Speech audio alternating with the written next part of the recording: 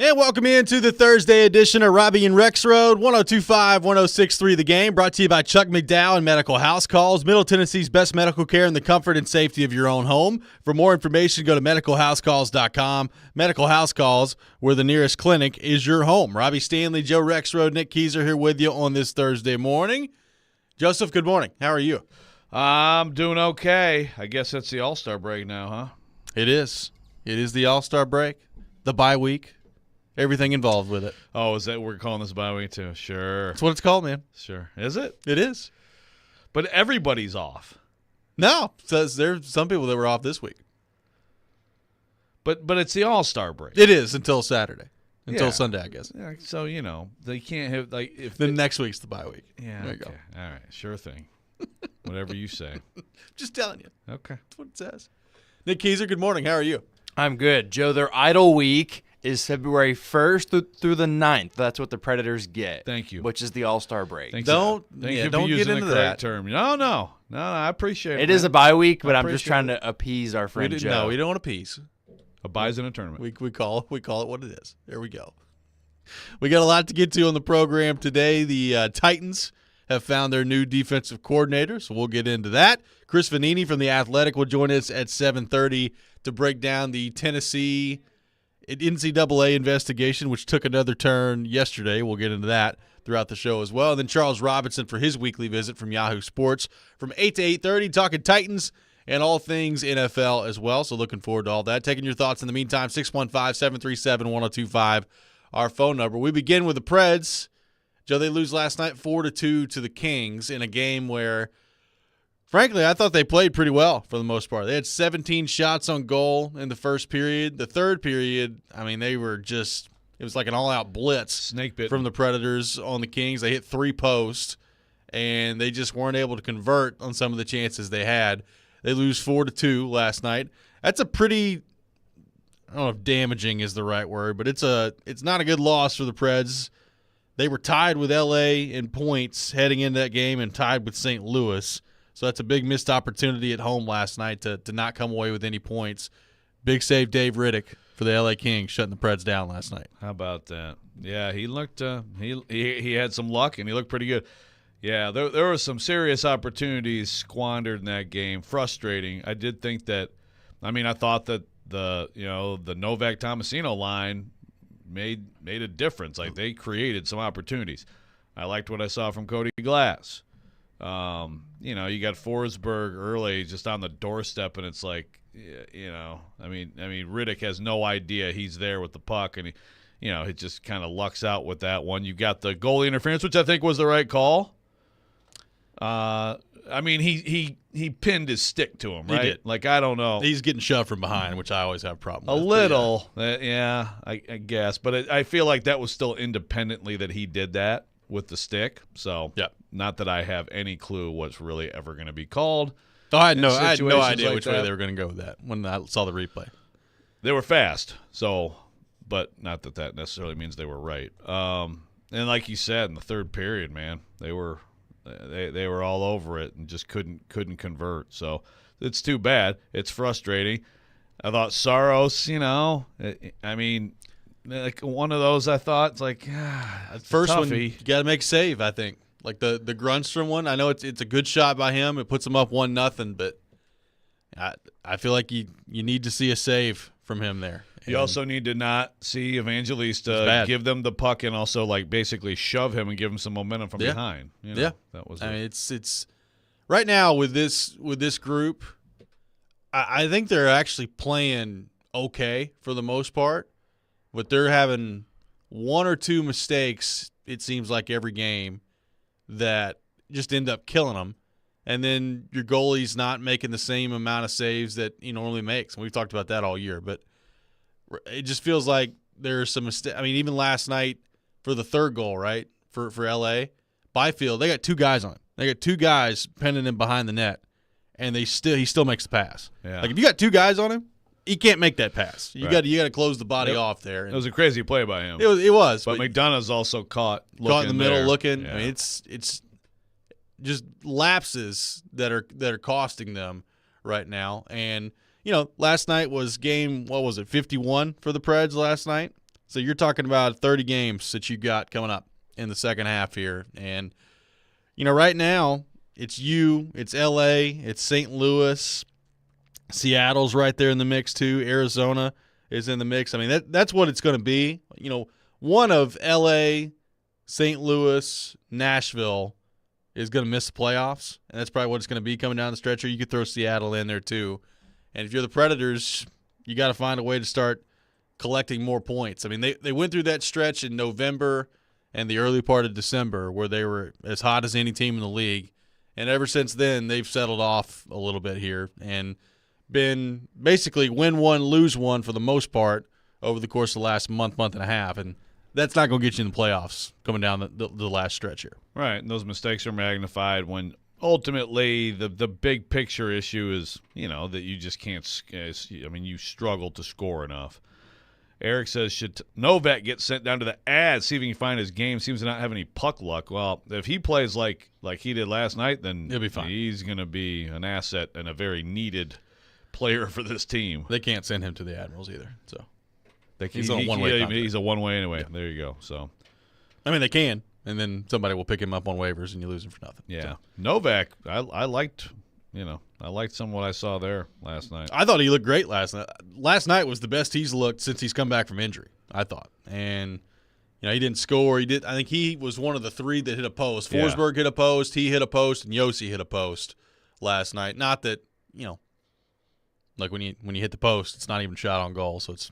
I think sometimes it gets overrated. But it means they were all over him in the third period last night and did everything but finish. And that's their problem right now. It's pretty clear. Forsberg scored last night, which was good to see. But I think everybody that has watched them over the last couple of weeks would agree. For the most part, O'Reilly, Forsberg, and Nyquist have dried up a little bit, and it feels like they've hit a wall a little bit here. And Burnett was talking about that after the game last night and how the break could probably – do them some good specifically with all they've asked them to do. But they have a big secondary scoring problem right now. And is that going to be fixed in the second part of this here when they come back from break? I don't know. But if you're Barry Trotz, you got some decisions to make before the deadline comes up. And he was on with Jared and talked about the next 8-10 games probably going to determine the path that he takes here. It's getting more and more difficult for me, Joe, to consider – buying of any real consequence. Like if you added a depth forward here or there, then okay. But like giving up draft capital to go buy for this group right now, it's a tough sell for me. Tough sell. Buying is a tough sell. It is. I know I saw some Preds fans upset about Lindholm. I never would not do that. Right. I mean, I have not really thought there was a great chance of a significant buy. I mean, he has said, grab a piece. But, yeah, I think standing pat or very close to it seems like the move. Yeah, and see what you got, right? Like, you could stand pat and still make the playoffs. Absolutely. And, that's going to be the goal here. But, I mean, unless you could find a deal out there that brings in a player long-term beyond this year – that you feel really good about, then I'd probably avoid that. I mean, I've said it before. Like, beyond just the trade part of this, they're in a really interesting spot now with who they're giving new deals to. Like, Novak is scheduled for a contract. And right now, just me, I don't know that I'd give him one. That's just me.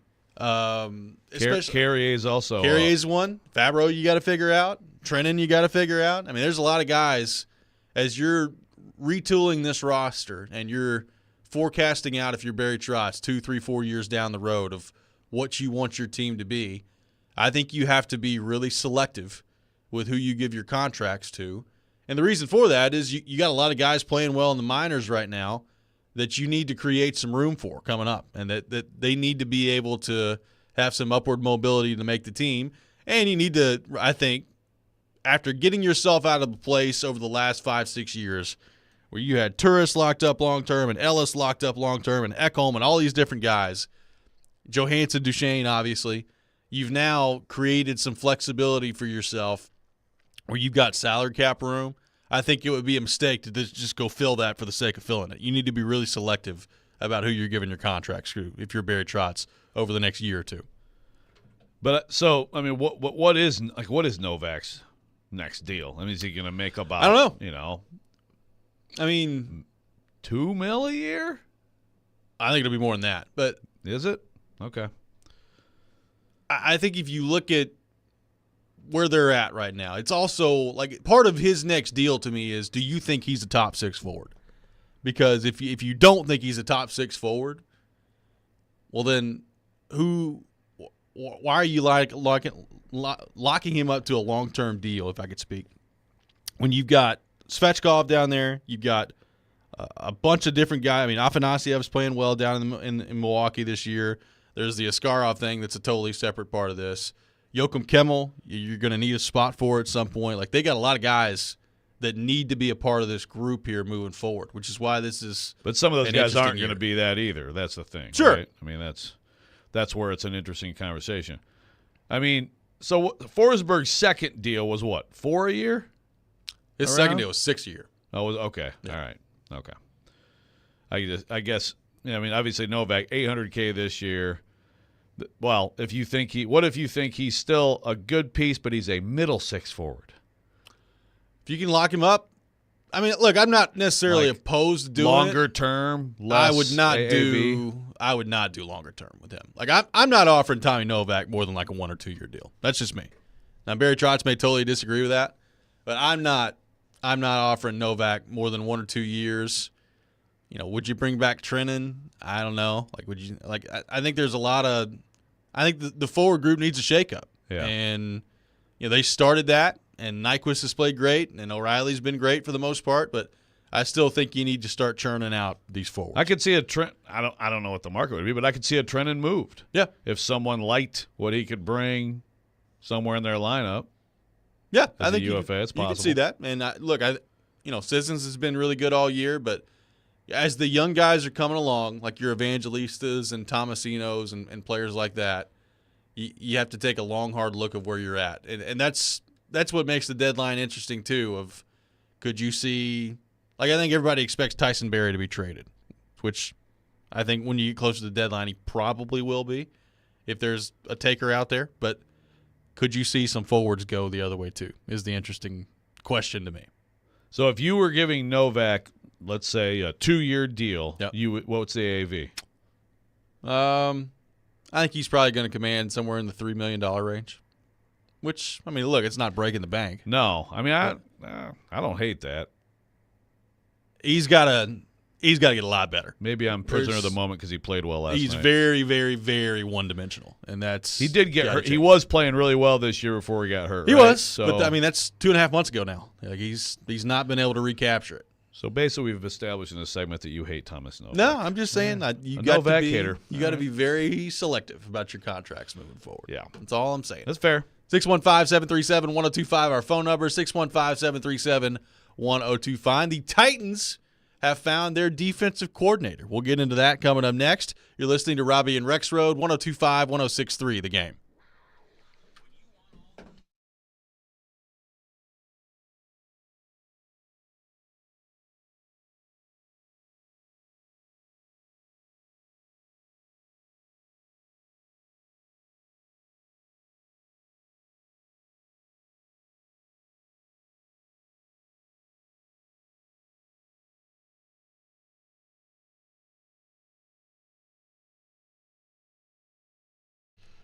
Hey, Robbie Stanley here. Happy Super Bowl to all who celebrate from FanDuel, America's #1 sportsbook. If you're like me, Super Bowl Sunday is all about scoring the best seat on the couch, grabbing your favorite football snacks, and placing some super bets. Hard for me to go against Kansas City. I know that San Francisco has been maybe the best team in the league all year long, but Patrick Mahomes just doesn't seem to lose this time of year. So that's who I'm going with. You take it any way you want to take it. FanDuel has so many ways for you to end the season with a W. Not only can you bet on who will win Super Bowl 58, but FanDuel also has bets for which players will score a touchdown, how many points will be scored, and so much more. New customers join today, and you'll get $200 in bonus bets if your first bet of $5 or more wins. Just visit FanDuel.com/Rob to sign up. That's FanDuel.com/Rob. Make every moment more with FanDuel, an official sportsbook partner of the NFL. You must be 21 or older and present in Tennessee. $10 first deposit required. Bonus issued is non-withdrawable bonus bets that expire 7 days after receipt. See terms at sportsbook.fanduel.com. Got a gambling problem? Call the Tennessee Red Line at 1-800.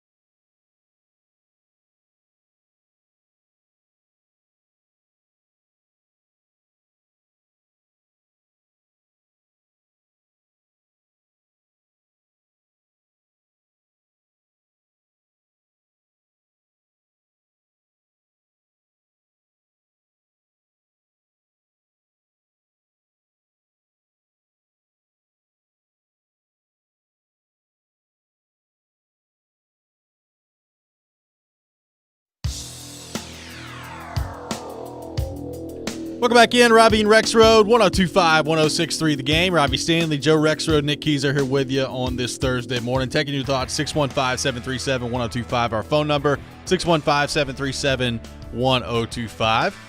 Joe, it looks like the Titans have found their guy at defensive coordinator. Baltimore Ravens defensive backs coach Denard Wilson is, according to multiple reports, going to be the new DC for the Tennessee Titans. Obviously, he's been with Baltimore. There was some familiarity between him and Rant Carthon at their time with the Rams together as well. And Baltimore's defense, outstanding this year, by the way. Mike Macdonald, new head coach of the Seattle Seahawks. So you have Macdonald going to the Seahawks, and it looks like Denard Wilson's coming over here to the Titans to be the next defensive coordinator. What do you make of that move and that hire by Brian Callahan, Rant Carthon, and the Tennessee Titans? Well, it seems like certainly a win in terms of his demand. So the Giants, I know that our Giants writer, the Athletic, Dan Dugan, he has been reporting, that they were all over Denard Wilson. Now, I thought when Mike Macdonald went to Seattle, I thought possibly that he was just going to get the bump, and it was like, well, the Titans are going to lose out, if that's who they want.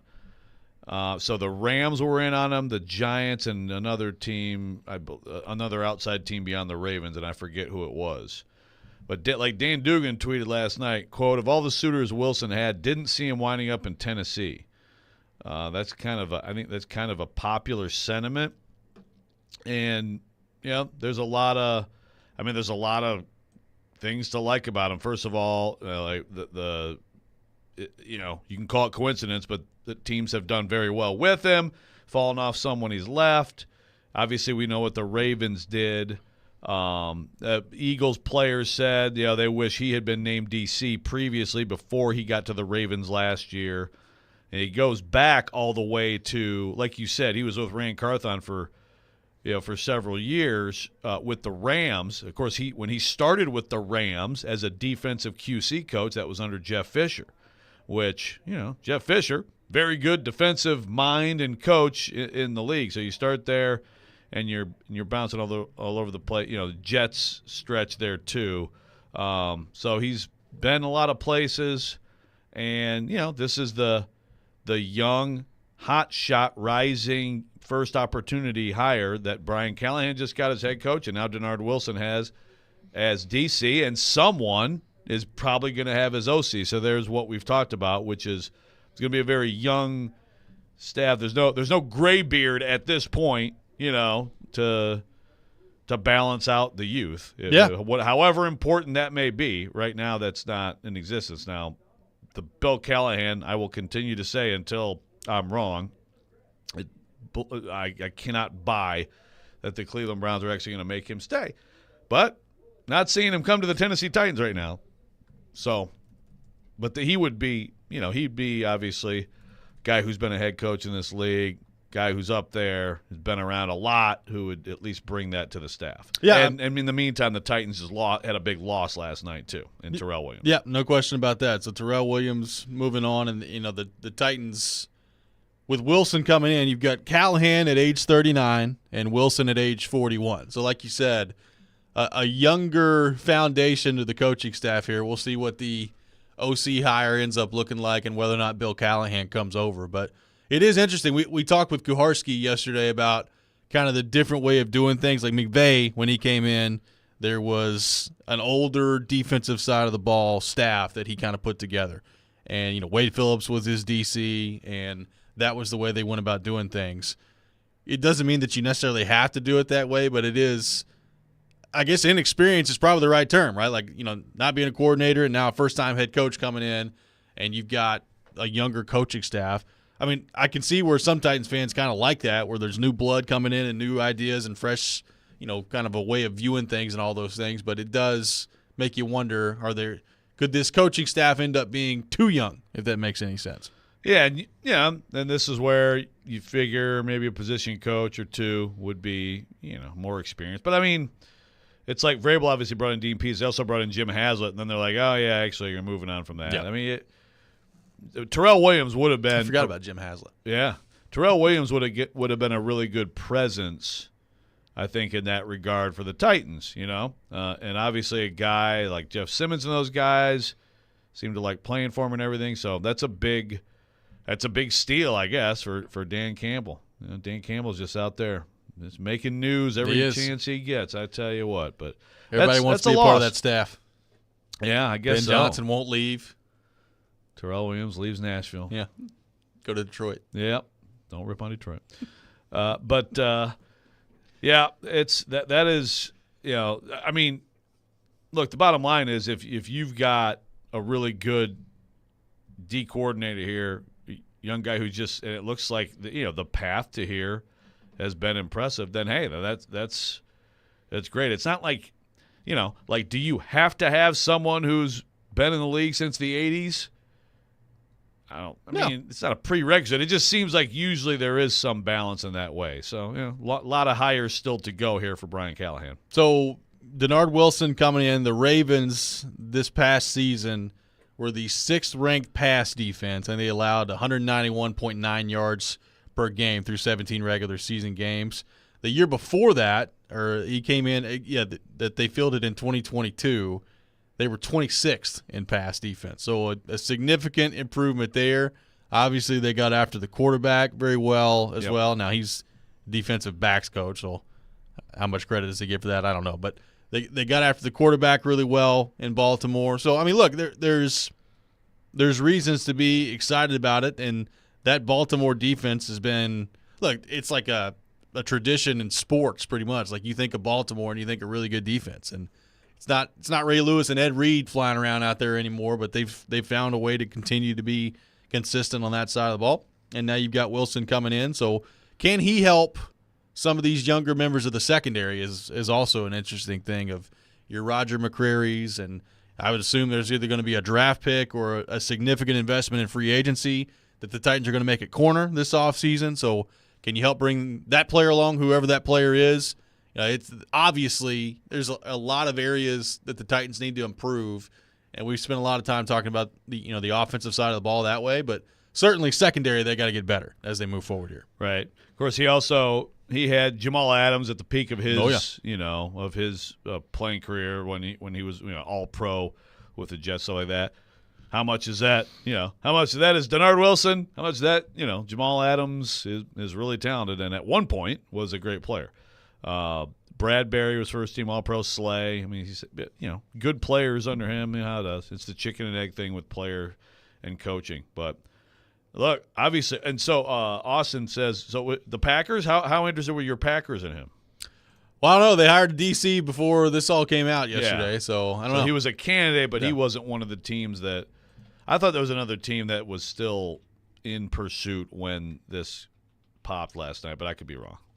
But he was in pursuit. Yep. Again, the Giants were there, and it'll be interesting to see what the Ravens do with this. I mean, again, he'd only been there 1 year, but right.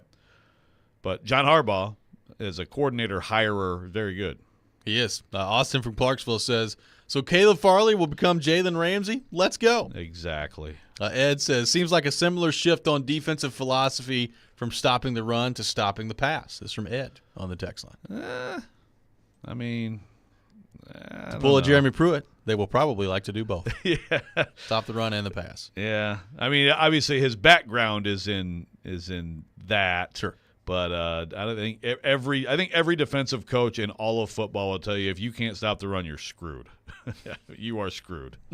Titans have made their hire defensive coordinator Denard Wilson coming in from the Baltimore Ravens. What do you make of that hire?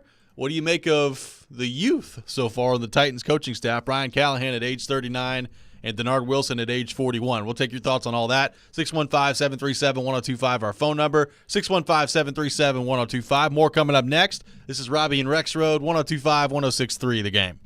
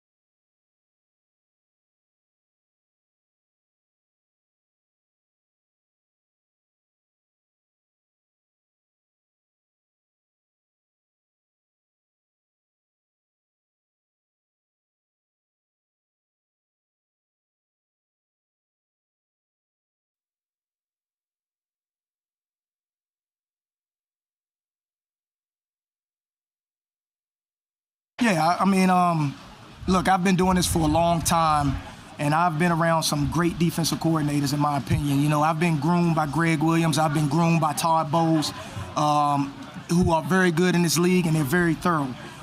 So, you know, I've been tutored by them. I know how to run a ship. I know, you know, the responsibility. So, if the opportunity presents itself, I'll be ready for it. But I'm here where my feet are, all right, and I'm just trying to be the best defensive back coach that I could be.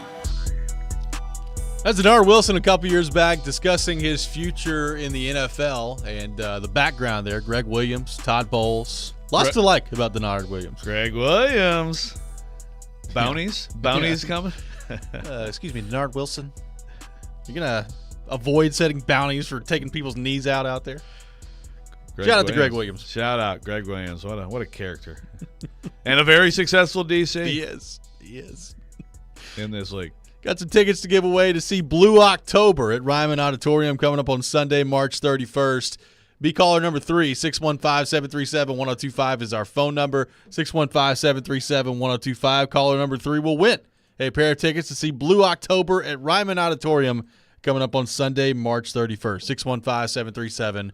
615-737-1025. Denard Wilson hired by the Titans to be the next defensive coordinator at age 41. Brian Callahan at age 39. Taking your thoughts on that all show long. By the way, Chris on the text line saying 4 hours coming up from Stillman later about how he didn't think Callahan should have been at the Preds game last night. Oh, my goodness. What is he doing? Why are we not outraged? I apologize to the listener. We should be screaming about this. I mean, you got how many hires to make, and you're sitting at a hockey game?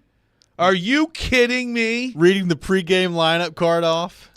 He should be reading bios of assistant coaches who could join his staff, but he's reading hockey names and pronouncing them well, which means he spent too much time studying for that instead of no. I responded to Chris on text and I said, no, actually he'll save 2 segments for Rand, not at the Senior Bowl. I mean, you still got to – that's still an outrage, right? It's still a source of outrage. Hey. Will Denard Wilson be at the Senior Bowl? Is he on his way down to the Senior Bowl right now to pick up the slack for the rest of the Titans staff? Rand, Brian, don't worry about it. I'm here at the Senior Bowl. I've got things covered. See, Terrell Williams, of course, coaching, and he's had his Titans shirt. Yeah. And someone tweeted last night. It's like, what shirt will he be wearing tomorrow? Yeah, You'll have that Honolulu blue, I guess. Did he bring one? Are they sending him one? I don't know. How's that work? We're going to find out today. We are. Well, that's TD to track that for us. No, I'm interested to see. Number one, I mean, a lot of this is going to continue to be about personnel, but like I thought at the end of the year, it was really encouraging the way that Harold Landry finished out the year, coming off the ACL, and it felt like he finally got healthy and was playing really well to close out the year. What are they going to do with Danico Autry? Like, is Danico Autry somebody that Rand Carthon is interested in bringing back? Obviously, Jeffrey Simmons is in the fold, and then you look at linebacker, you know, Azeez Al-Shaair, I think, come in and played pretty well for the most part, but there's still, you look at secondary with Fulton likely out, and, you know, Farley didn't play this year. Byard's gone. Like, there's a lot of work that they got to do on the secondary. I thought Sean Murphy-Bunting was okay this year, and I wouldn't necessarily be opposed to bringing him back next year for the Titans, but even if you do that, still a lot of work that has to take place in the secondary for this group. Yeah, I think I mean, Sean Murphy-Bunting, I think it's fine. Yeah, he's okay. I mean, if you were to, and that was I always get mixed up with him. That was a 1-year deal. I believe so, yes. Yeah. I mean, fine bringing him back. I mean, obviously the 2 guys who you know, McCreary is trajectory up, and Hooker is Hooker is health allowing, and that's got to be concerned because it's been a lot of stuff. But you got to have a legit outside number 1 corner, and if the discussion was you got to upgrade from SMB at the other outside corner, I mean, I think that's a good idea. The question is, can you do both of those things in one offseason? Yeah. You try, but maybe there's something to be said. I think SMB was a good addition to the group and all that stuff, so that'll be an interesting one. But, yeah, number 1 corner. The last time, the Titans, I think at times have had a number 1 outside corner with Christian Fulton. I think, in some of his good stretches, and they weren't long enough, and health was always a thing. But I think he was good enough to be called a number one corner. Not a great corner, but a number one corner in the NFL. And they need that, but more available and better. And so it's been a while. But it's just like that's still so down the list because we focus so much on the offensive struggles, but it's very important. No question. Cam on the text line says Patrick Queen is the guy the Titans should target to bring over to captain the new defense. There's obviously some familiarity there with Patrick Queen and Denard Wilson. Free agent? I believe so. Is that right? Yeah. Good player. He is. I know some people hoping, some Ravens DBs are going to want to follow follow Denard Wilson over here, but it doesn't happen too often. But look, they've got and that's where according to the Titans statement, Rand Carthon is about to make the Titans' job a very attractive place to be for free agents.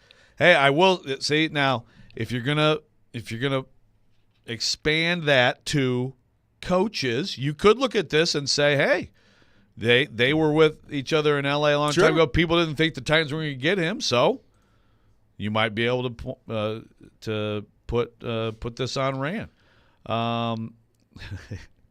Zach says less talky, more worky Callahan. That's right. Get out there. My God. Seriously, I'm actually going to be upset if Jared isn't outraged by this today. I am too. There better be some outrage. Let's go to our 1025 The Game phone line, driven by WilsonCountyHyundai.com. Welcome in our buddy Mark in Nashville. Mark, good morning. How we doing? Hey, how you doing, Robby? How was your trip, man? This is awesome, man. Appreciate it. Yeah, I heard you was bulldogging it down there, man, telling folks to get to the back of the line. I appreciate that, Robby. Yeah, man. Sometimes you got to lay the law down. Yeah, I know. Joe, did you win yesterday, man? So Jared had to move it for some reason. I don't know. I think he was so mad about Rand not at the Senior Bowl. He was like, I cannot waste a segment with this. I can't have a half hour of argue with you. I have to scream about this. So yeah, we're gonna do it today, I think. Yeah. Well, go ahead and beat Baloney Head, man. Do what you got to do today, Joe. Yeah, beat him, Joe. I left you a text message, Joe. So, hopefully you'll read it, but don't take it too serious. But yeah, Robby, you were talking about. Yeah, no, I ain't trying to get you upset, Joe. You'll be okay, man. You were talking about the Titans and their needs and stuff. I agree with everything you and Robby said. Secondary help, outside linebackers. They need more depth on the defensive line. Denard Wilson was a good hire, working under the coordinators he has in the past, Todd Bowles, Mike McDonald, Greg Williams, and all those guys. So that's a good hire. They got a good young staff. What about Caleb Farley, Joe? Do you think he's on the roster or do you think he's cut? I'm trying to remember on Caleb. I'll have to look at the salary table. I think it might still be prohibitive to cut him. But, I think with Caleb Farley, it's obviously anything is gravy if he can give you anything at all, right? Like, yeah. Obviously the expectations should be super, super low based on all the injuries. But, I think it might – I would guess – that he still – I'm going to have to look at this because I think the question is, what's the dead money? So the dead money's still, $4 million. I mean, so pre-G1 it's $4 million. So, I think it's possible he's on the roster next year, but I just would keep those expectations very low. Yeah. Hey, Robby, y'all have a good day. Robby, holler at me, man. I need to really talk to you. Yes, sir. You ever get a chance, whatnot. But hey, Joe, go win today. Put Baloney Head in his place, Joe. Do what you got to do. He wants to fire everybody, Joe. It won't be long if Callahan doesn't do what he needs to do. Stillman to be on there wanting to run him out of town, man. So you know how he flips. Oh, so you go do it. We know. I know. Yeah.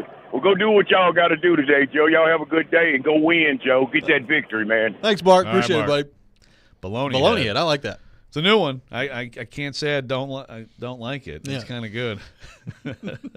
Andrew from Dover on the text line says, the fact that Titans cleaning house shows us that this is a new era. This is be a different look, different style of Titans fans than what we've seen. As a lifelong fan, I'm excited about these hires and want to see the change, want to see the youth of this team grow and see what Rand can do with the draft and the $70+ million in cap space. Tighten up. This is from Andrew from Dover on the text line. There Andrew's you fired go. Up. All right. I think a lot of Titans fans are fired up right now. It's a new age. Well, we'll see how it goes. It's been hard football to watch for a couple of years, and so I get the excitement. Coming up next, it's time for the best and worst things in sports. We'll take your best things, your worst things on our text line driven by WilsonCountyHyundai.com. You're listening to Robby and Rexrode, 102.5, 106.3, The Game.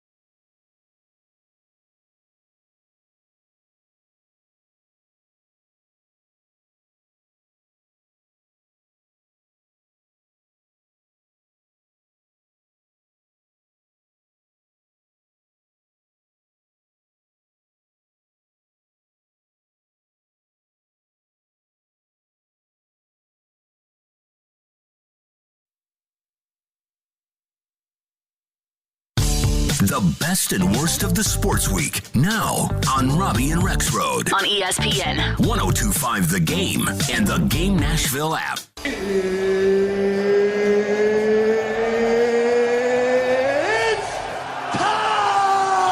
This is the worst. You look like you're feeling sorry for yourself. Believe in miracles? Yes! Unbelievable. He's one of one. He is him. This is a Coke bottle. It's not a crystal ball. When I woke up this morning, I was feeling pretty dangerous. Okay, let's go. It is that time of the week, time for the best and worst things in sports. We'll take your best things, your worst things on our text line, driven by WilsonCountyHyundai.com, 615-737-1025. Joe Rexrode, your best and worst things in the world of sports. The best. The Vols going to take down the NCAA. That's right, baby. Oh, no, I'm sorry. That's not my best. Sorry, that's next segment. We'll talk about that. The Vols could prep for battle. Vols could be somewhere in here, but we'll just save that. My best is Patrick Mahomes and the Kansas City Chiefs. Boo. I'm sorry, man. It's just I was with everybody else. They looked very blah this year. The receivers are terrible. This is just, and now he's only had home games in the playoffs. Guy's been on scholarship his whole career. This Pat Mahomes. I mean, he'd be a Hall of Famer right now, first ballot if he retired. I understand. People are like, is he the GOAT already? Let's calm down. It's the ring count is not the ultimate thing, but still, I mean, Brady did it at a very high level for a very long time. He did. So let's just calm down with that. Is it the best quarterback play I've ever seen in the NFL? Yeah, it might be, but we'll see. There's still time to go, and maybe someone can stop them ever. But they're the best to go on the road, and I know that the Ravens also they could be the flip side of this worse for how they played. Yeah, but I have to give the Chiefs more of the credit. They're incredible, and he's incredible, and so is Andy Reid. And my worst is the freaking Detroit Lions. I won't spend too much time on it because I have more to say about this before this weekend. Oh, good. They can just absolutely go kick rocks, pound sand, as you said. Yes. What an absolute choke job. It was. It was an incredible choke job that Detroit put out there, which made me understand a little bit. I was like, oh, okay. Here they go. There it is. There it is. Nick Keys, your best and worst things in the world of sports. Well, in light of PK being late yesterday, I can appreciate him being able to share with us all of the changes that the Titans have had going on for the last week or so. So what I'm saying is I like the breath of fresh air that we're starting to get with the two-tone blue, and I'm excited to see what it could be. Yes, Brian Callahan at his first Preds game last night with Clark Lee. That's cool. But I'm more excited for what he's going to be able to do. He's also building a staff. We just got done talking about who he's supposedly going to hire to run the defense, which is going to be cool. So I'm happy for that. My worst, all right, pretty simple for me. Preds are 6-7-1 to end January, and that also tells me, okay, how about the power play? Well, the power play, they have 6 goals on 47 tries this month. Just this month. That's pretty awful. Month. Yeah. Well, anyway, yes, you're right. You get what I mean, January. Yep. So definitely not great. They have a lot of problems. I'm curious to see how much the break actually benefits them, but that is definitely my worst. See, I thought when he started there that we were going down we're going to make Paul Kuharsky feel better. I know. And I thought you were going to got all over him yesterday, that you're going to try to make amends today on the program. I gave him a muffin yesterday before he left. That's good. You've given him a lot of carby pastries this week, which is nice of you. That's good. Yeah, I had an extra muffin yesterday. Robbie, how about you? My best thing in sports is Travis Kelce. He was awesome. He really was. He was, and when you're breaking Jerry Rice's records and all that stuff, the combination that he and Mahomes, but it was interesting at the end of the season. I think he was a little banged up, and everybody was talking about, is Taylor Swift holding Travis Kelce back from playing good football? And then in the playoffs, he's been an absolute machine to this point, and he probably will be again in the Super Bowl coming up. And he is. You can make an argument. Some people think Rob Gronkowski the greatest tight end of all time. Some people think like Tony Gonzalez is the greatest tight end of all time. I think Kelsey is the greatest tight end that's ever played football. Wow. I do. This is an absolute Kansas City Chiefs love I know, fest. which makes me upset. I didn't know that was going to happen. That's why I booed you. My worst, it's All-Star Weekend with the NHL, and also the Pro Bowl games are coming up, which means I'm going to shield my eyes away from the television this weekend. I get they've tried to switch some things up here, and that they've gone flag football for the Pro Bowl, which I guess is better than what they were doing. Sure. I'm not going to watch it. Apparently people do. So have fun watching that this weekend. And then the NHL All-Star Game. Like, I love hockey as much as anybody, but the All-Star Game, unless it's in your city, a very played-out event, in my opinion. Forsberg's not even doing any of the skills competitions either, which is very strange. And he's just there. Yeah. Have you seen the college basketball lineup for Saturday? Yeah. No interest in this? No. No, you're not even going to watch Tennessee-Kentucky? I will. Yeah, I will. Okay. All right. Although That's one I of probably many good shouldn't, games. because I told you the other day, every time I watch Tennessee, they're not good.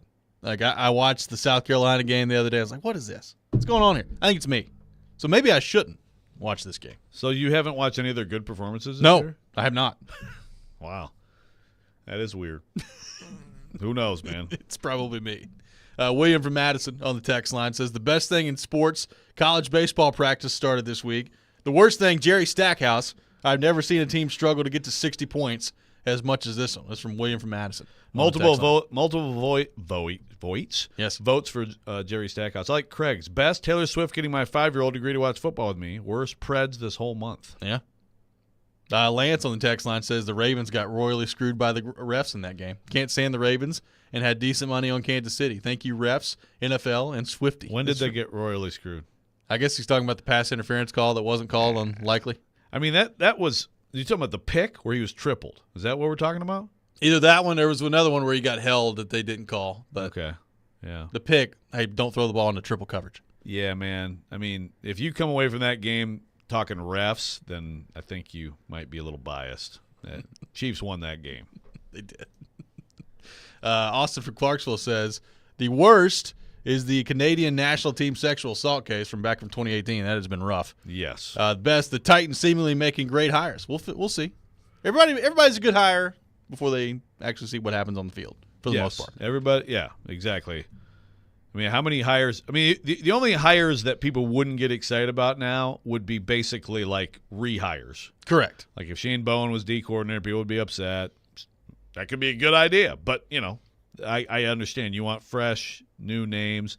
And certainly you want rising young coaches who are now the problem is sometimes, you know, if you get someone as a rising star coach and as a coordinator and then, you know, things go well, you might have a year or two and then that coach is a head coach. Yeah. But you'd still rather have that than the alternative. Apparently Steelers fans, when it was announced that Arthur Smith was going to be the offensive coordinator, were pretty upset. Yeah. I thought that's a good hire. I saw Junie, you know, on tweeting sort of like excitement, but also trying to talk a lot of Steeler Twitter into it. Actually, like guys, if you look at his whole thing, he's good. He was really good as an OC. Yeah, seems like he's they're away coming from around. Desmond Ritter at the quarterback position. Problem is he's now near Mitch Trubisky and Kenny Pickett and Mason Rudolph or whatever they're gonna do. It'll be Rudolph and Pickett, I guess. That does not bode well. Bring in RT17. Yes. RT17, save the day in Pittsburgh. To the Pittsburgh Steelers. We'll see what happens. 615-737-1025, our phone number, 615-737-1025. Coming up next, we'll get back into the Tennessee NCAA case that took another turn yesterday, shortly while we were getting off the air with Kuharski on our program. It's going to be really interesting to see the way this plays out. That's coming up. We'll have Chris Venini from The Athletic to discuss it all at 7:30 as well. All that ahead, Robby and Rexrode, 102.5, 106.3 The Game.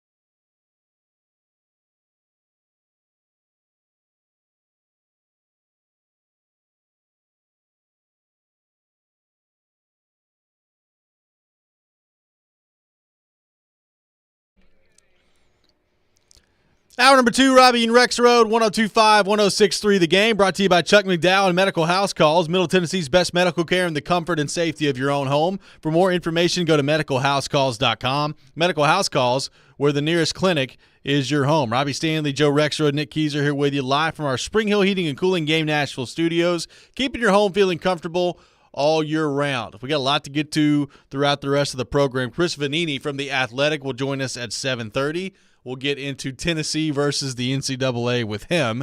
And Charles Robinson from Yahoo Sports for his weekly visit, talking all things NFL from 8 to 8:30 here on the program. So looking forward to that. So, Joe, we mentioned and talked a lot yesterday about Tennessee versus the NCAA and the NIL part of this and Nico Iamaleava and all those things.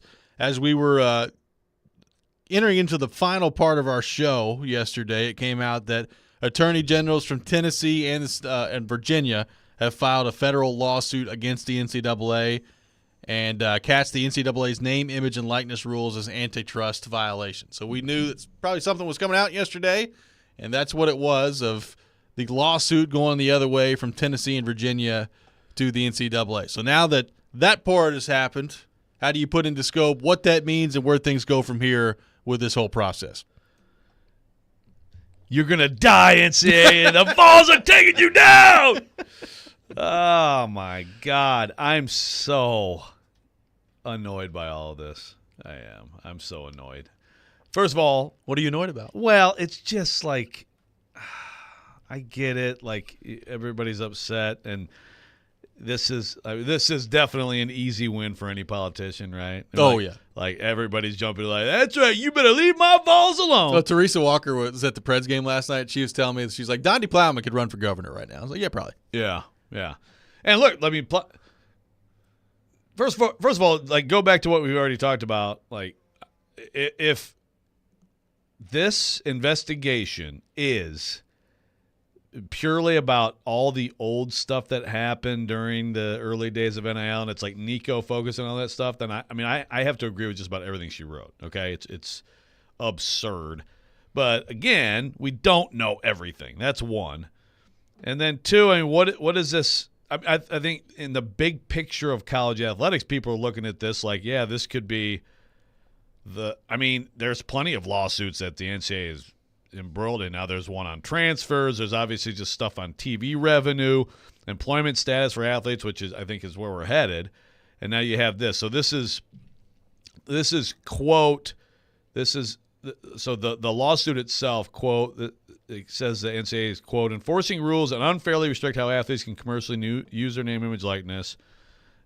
These anti-competitive restrictions violate the Sherman Act, harm the states and the welfare of their athletes, and should be declared unlawful and enjoined. So, but like, they're looking for a TRO, temporary restraining order, by what, next Tuesday, which would prohibit the NCAA from enforcing any NIL rules. Yep.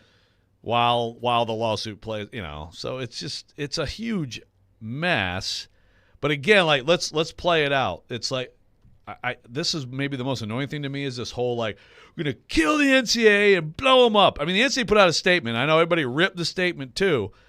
But again, I mean, some of it is true. It's like, here's a quote from the NCAA statement. Quote, Our membership has steadfastly supported the prohibition on impermissible recruiting contacts, booster involvement, recruiting prospects, and the use of NIL offers, including inducements, and quote.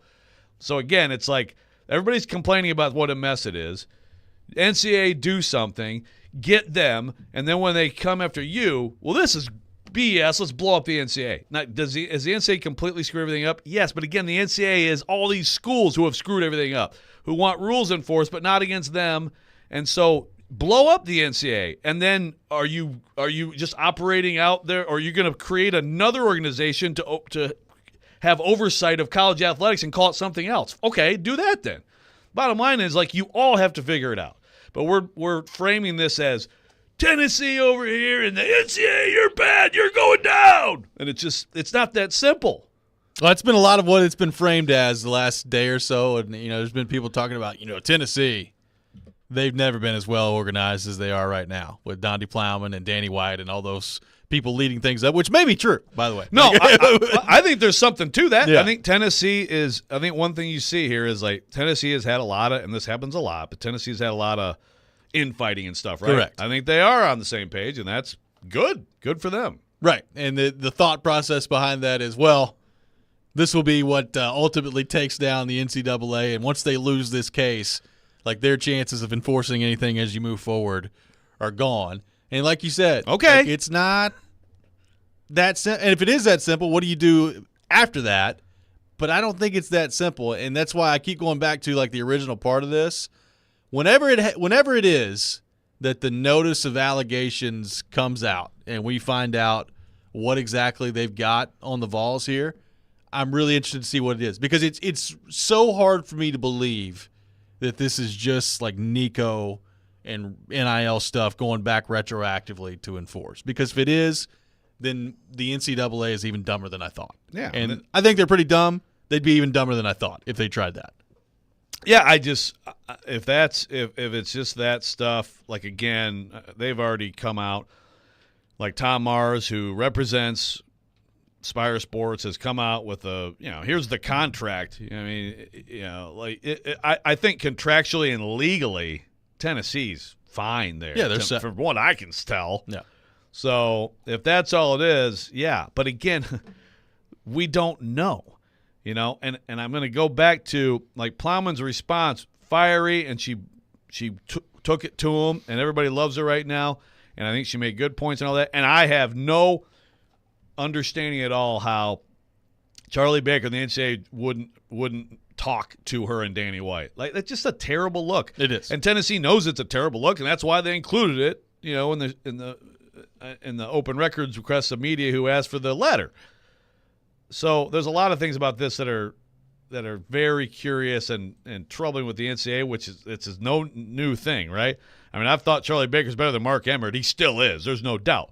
But this looks like a big misstep. At the same time, there's still things we don't know. And obviously, Donde Plowman, before she wrote that letter, got information that led her to believe that, holy crap, they are coming after us. So why? Exactly. This feels like this is going to take a while, right? I mean, nothing with the NCAA for the most part ever moves all that swiftly. But this feels like, with Tennessee and Virginia kind of joining forces here, and as we talked about yesterday, this is not going to be the end. Like, there's more schools that are going to end up being involved with this here as the NCAA continues to look around, and we've talked about Florida and Florida State and all that stuff. Like, there's going to be more coming. It feels like this is going to take a while to reach a resolution, whatever that may be. Yeah, a bunch of these other cases have been in court forever. Finally, Alston gets all the way to the Supreme Court, and it's 9-0, and that's the thing. Once that happened, I don't like their chances to win anything. Yeah. So then you get into, okay, so there's the lawsuit. Like, I'm going to read Tennessee Vols fans' favorite, which you probably haven't blocked or muted, so you should hear these words. Dan Wolkin says, quote, Tennessee's doing a great job of preemptive narrative setting, but without knowing what the NCAA thinks they did and what evidence they have, it's hard to know how that side of it will play out. For me, the antitrust issues are related but kind of a separate entity. I couldn't agree more with every word there. The preemptive narrative setting right now is masterful. Oh, yeah. It's like Braveheart, like, and it's like, well, okay, I mean, I get it, but first of all, then what does that look like? Because everybody wants things blown up until they think about then what happens after that and how do things work. I mean, I think we're headed toward it's pro sports, it's minor league pro sports, and there have to be like contracts. I mean, the roster movement that is accompanying NIL is what I think is not good. For fans don't like it. I don't blame them. And I don't believe at all in capping income, but pro leagues have contracts and they have salary caps and they have things like that. That's part of the deal. And I don't see how it doesn't eventually get there. But getting there, man, is it going to be messy. Well, I think in a perfect world, you'd like for the players to be able to be paid and for the core of what a lot of us love about college football to remain intact, and it's very difficult for those two things to happen, right? Like, it's very difficult for those two things to coexist.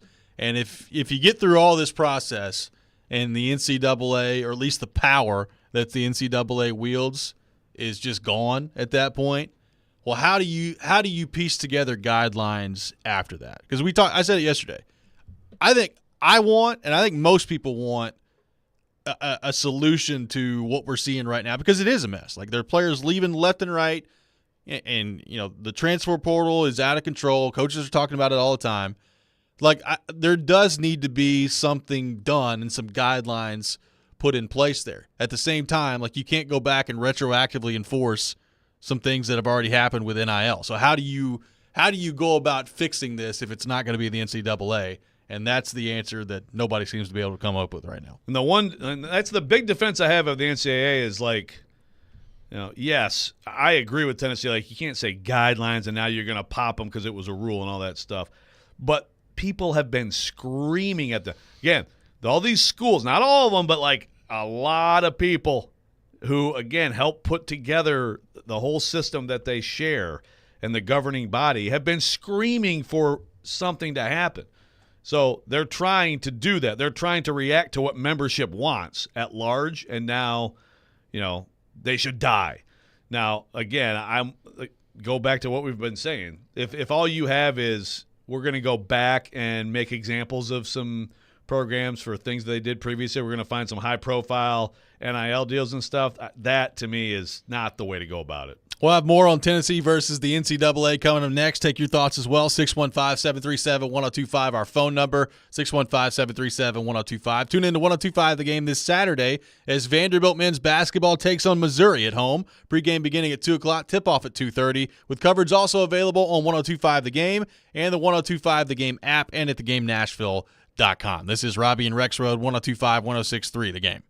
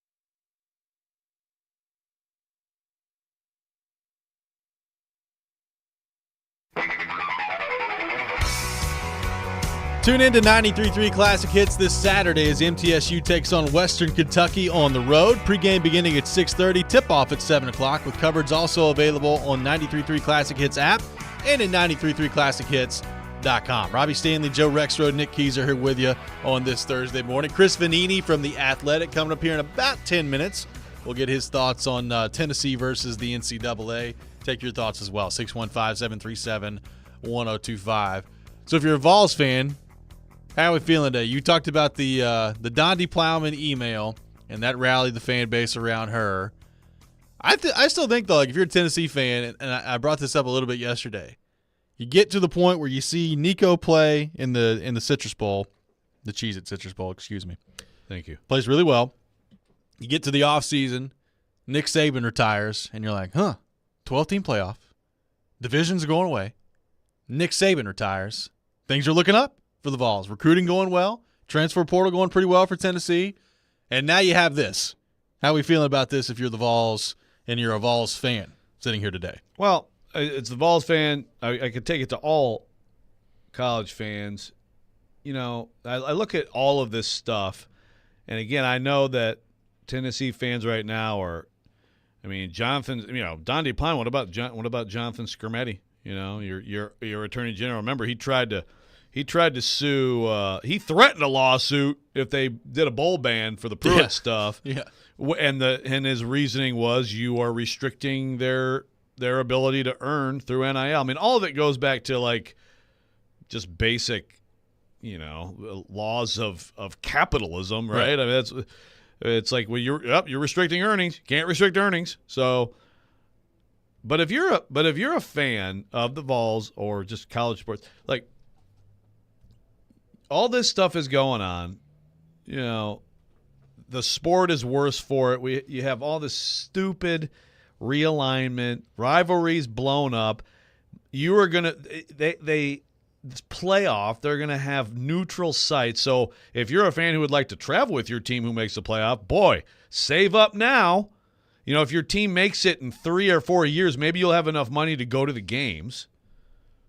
It's incredibly expensive. And now all these schools are like, oh, we really need you to chip in on the NIL. You chip in on the NIL? Really need a little help on that. I mean, again, it's like a rich politician, this happens all the time, who's like, hey, guys, I need your help in my campaign. Yeah. Come on. Or, it's incredible what is being asked of fans. And, again, I know that Vols fans right now are, like, fired up, and it's like, love that Dondi letter and everything, but, God, you're getting screwed over so bad. Like, by all of this. Now, if you're a Tennessee fan, you've had all these years of ineptitude and bad hires and excitement over stuff like Philip Fulmer hiring Jeremy Pruitt and Philip Fulmer replacing John Courier. All these things, Butch and Dooley and everything, and more money, more. Hey, Danny White, good job as AD. The fundraising has been incredible. They're up there in the upper echelon, but also that means how many fans have been hit up for more and more money, including by Spire Sports, more and more to give this, to keep these players and to pay these players and everything. And now you're just sitting here looking at this whole thing, no idea how it's going to turn out. But, I just feel bad for college football fans in general, college sports fans in general, but in particular Tennessee fans. And I'm watching some of this excitement out there, and I'm like, I don't know, man. I don't know if you should be all excited about any of this because we don't know how things are going to go. Look, ultimately, the NCAA is not going to win anything, okay? Yeah. But what does that mean? What's the end game? How does that end up helping you? I think you still want oversight. There's still going to be a governing body, I promise you. I think you still want enforcement and infractions. Everybody was all screaming about, oh, go get Connor Stallions and Jim Harbaugh. They're cheating.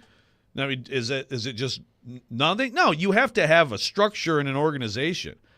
So it's just this ridiculous mess of lawsuits and everything. And again, it's just so expensive to be a fan. And every year you have no idea what your team's going to be.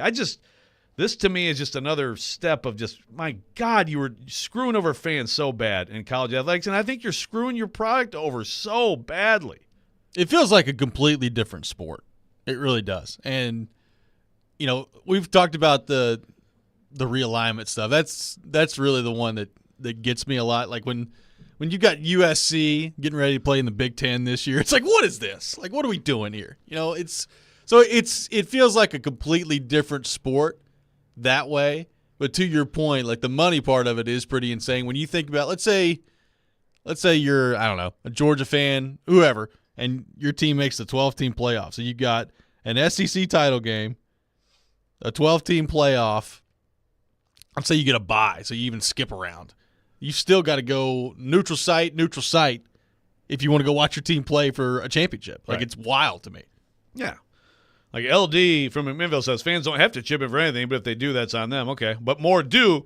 And again, it's like it used to be, I mean, let's call it what it was.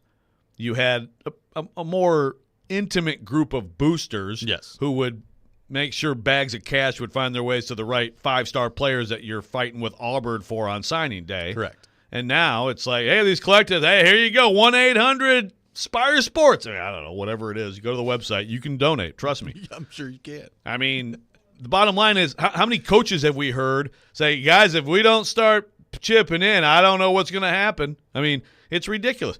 Boston College just lost their head coach to be your Green Bay Packers defensive coordinator. I've never heard of a Power 5, and I'm sure maybe it's happened, but I have not heard of a Power 5 head coach that wasn't fired going to be a coordinator in the NFL. Well, did you see the reasons he gave? It's because basically all this stuff. He's like, you're re-recruiting your own roster and all this other stuff, and get tired of it.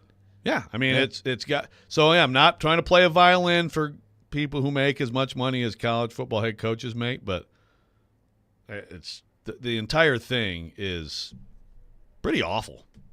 Honestly, it's pretty awful. Coming up next, we'll be joined by Chris Venini from The Athletic. We'll get his thoughts on Tennessee versus the NCAA and where all this could be headed. That's coming up next. Robby and Rexrode, 102.5, 106.3 The Game.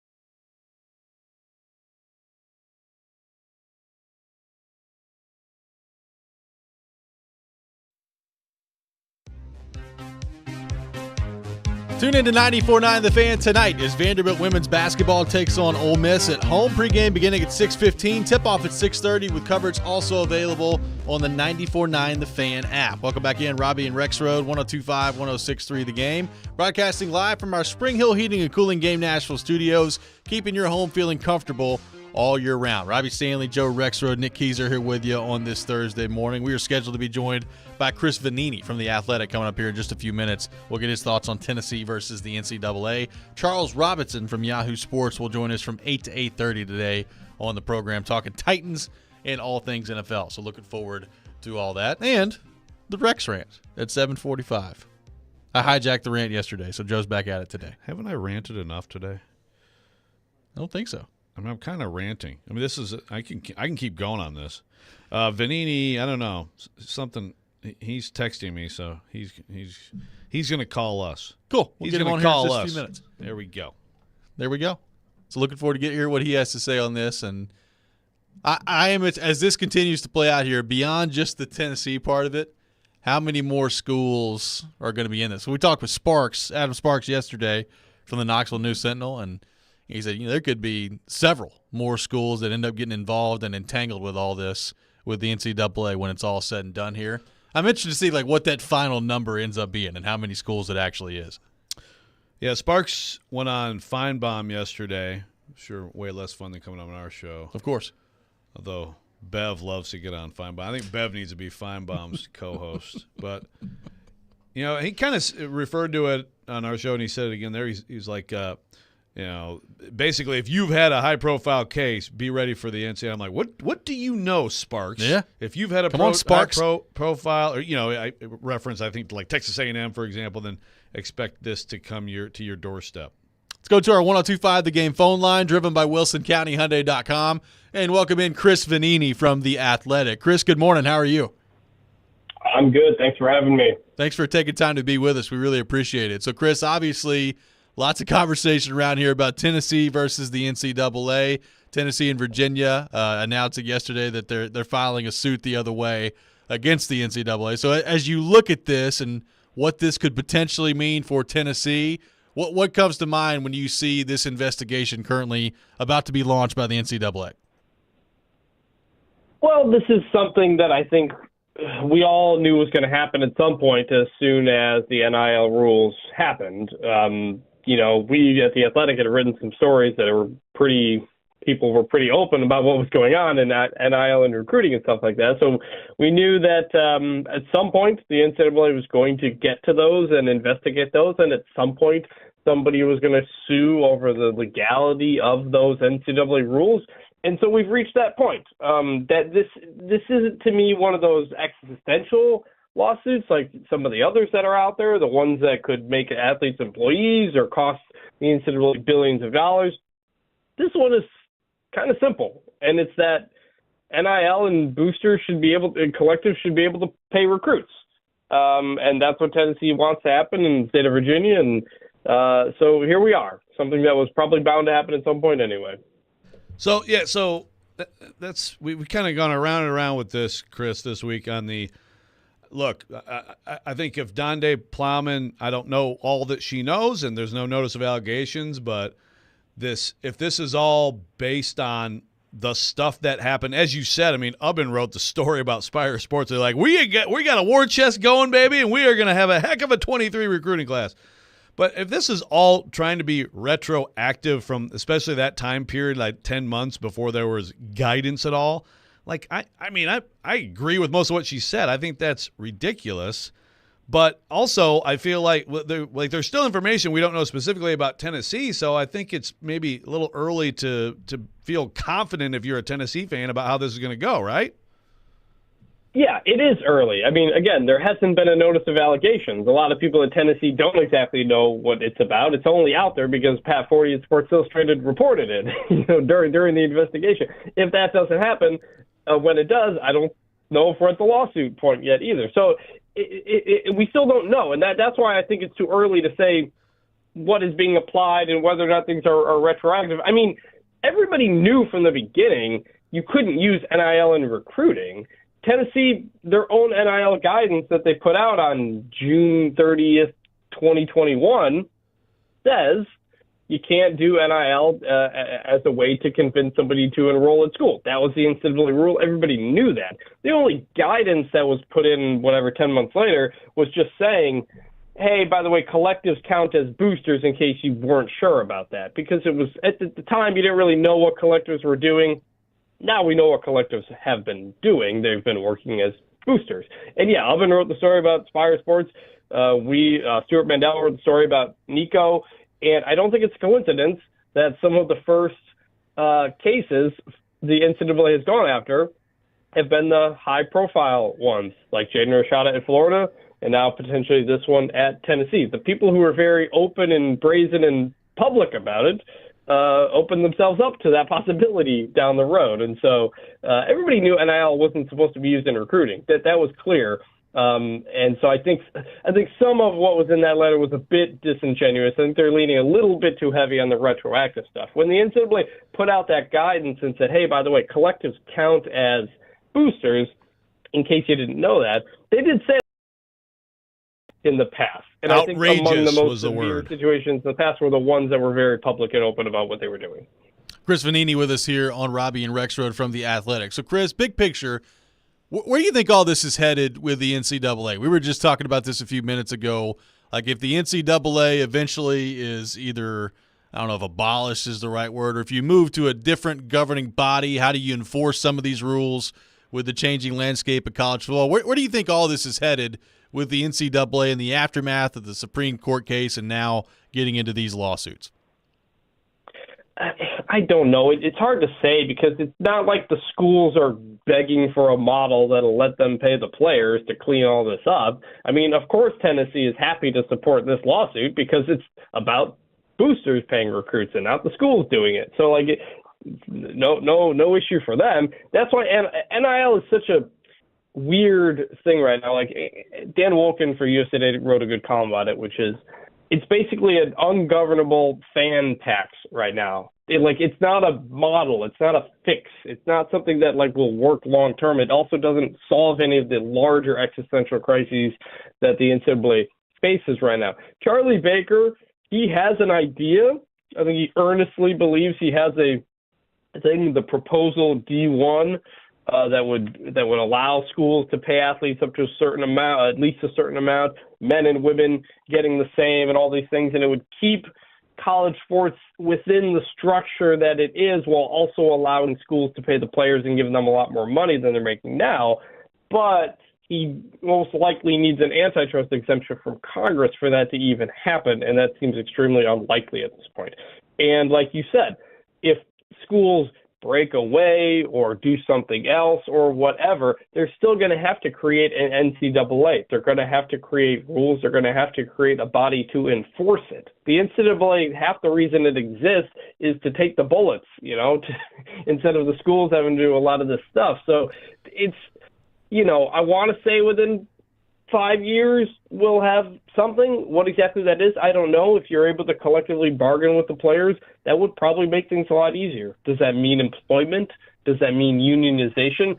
I don't know. It's very complicated and difficult, and so it's hard for anybody to predict what's going to happen.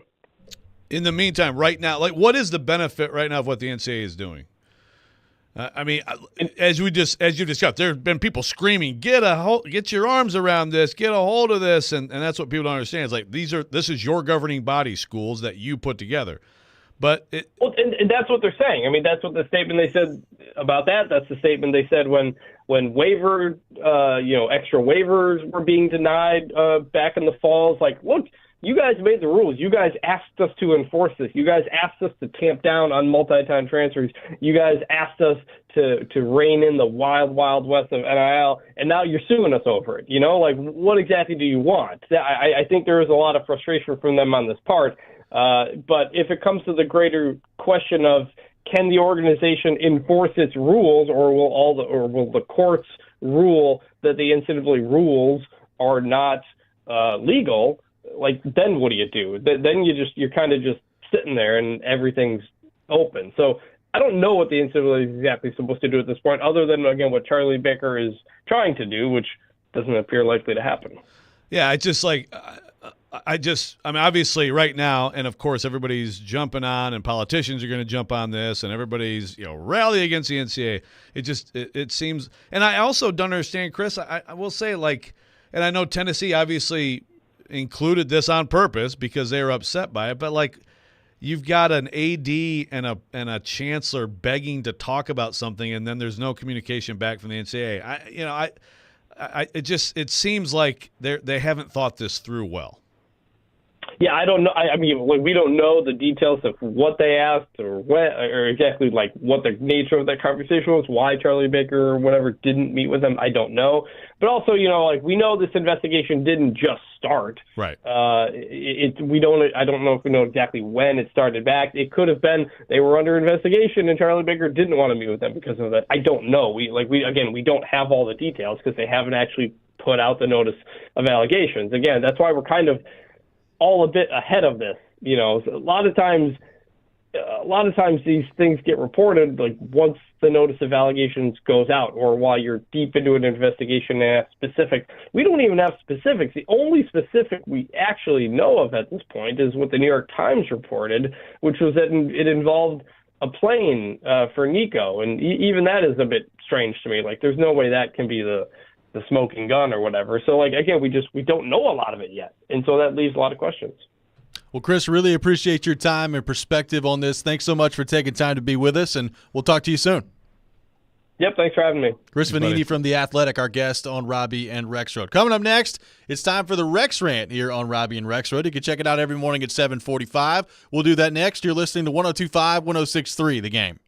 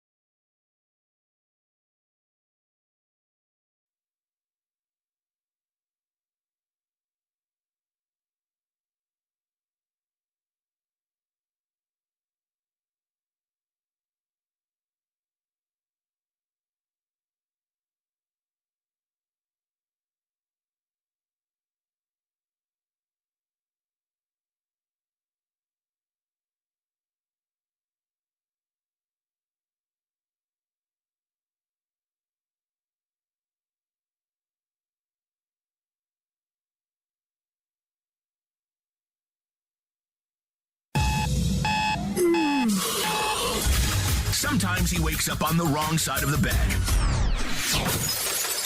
And sometimes he's just... And then are you just operating out there, or are you going to create another organization to have oversight of college athletics and call it something else? Okay, do that then. Bottom line is, like, you all have to figure it out. But we're framing this as Tennessee over here. Joe Rexrode, you can check it out every morning at 7:45 here on the program. Joe Rexrode's rant of the day. To quote White Goodman, "You made me bleed my own blood." Don't make me listen to my own voice, okay? It's awful. By the way, I watched that movie again the other day. It was on TV. Love it. That's a pretty good one. All right, we're going to stick on this topic. So I don't know if I've told this story. Have I told the story about the bus ride to go cover rowing? No. Okay. Well, it's related to all this, so this is a great humble brag story. But the 2012 Olympics in London, one day my assignment was to cover rowing, which I was not excited about. I had to get on a bus for about an hour and a half. And I didn't realize until I got there, because there were royals there, that like it is like the Super Bowl in that country. Like I was like, oh my God, this is huge. The rowing, they're really, really into this. But anyway, on the bus there, I was sitting next to a photographer who, is from England. And so we were talking, somehow we got on the subject of like American sports and stuff like that. So athletes work, they go to university and then they play sports and people pay, but they're not professionals? I'm like, yeah, I know. It's weird, right? Yeah. It's like, I don't understand. The terrible, terrible British accent. That's not really what he sounded like, but you get the idea. Like, I hope it is. No one else in the world can understand, like, wait, so there's millions for coaches and billions for TV rights and all these things, but then they're not pros? They're not pros? Yeah. Really? Like, I got LD from McMinnville saying, if people think NIL and school switching conferences is bad, wait until they introduce unions to the equation. But LD, I mean, they have a union in the NFL. Is it a problem? I mean, they have the threat of work stoppages. They've had work stoppages before, so that's bad. But ultimately, it seems like they basically work things out and people get paid, right? I mean, look, if you want players to not go year to year to year to different places, like Gerald Mincey now is like, we're going to punch Tennessee in the mouth next year or whatever, because Kentucky gave him a little, some extra money, or Kentucky's collective. It's pretty simple, right? Like, if you have contracts, then that will change it. In Wolken's column that Venini referenced there, it's like, imagine Chiefs fans saying, guys, we need you to chip in because otherwise Mahomes is going to the Broncos next year. We got it. We need you to chip in. This collective needs more money. I mean, it's so stupid. So it's where we're headed. How we get there, I don't know. But I think a lot of things just about college athletics in general needs to change. And we've talked about this, I know. But, there was a great piece in Yahoo several years ago about basically like these schools, and this is the NCAA, because the NCAA is the schools. I can't keep emphasizing that enough. It's basically it's almost like if you enjoyed the show Breaking Bad, it's like you're hiding money. It's like you're cleaning money. Yeah. So this study, it was actually University of Michigan that they went through, and I should have had this for the segment, but it was like over a certain period of time, the staff exploded in size and in salary. It's like basically like, where are we going to pull this money? Well, let's just hire a whole bunch of people. Mostly of their jobs is to raise more money from fans, and we'll pay them a boatload of money rather than paying the players. What do fans care about? They care. I mean, they care about the games. Yeah.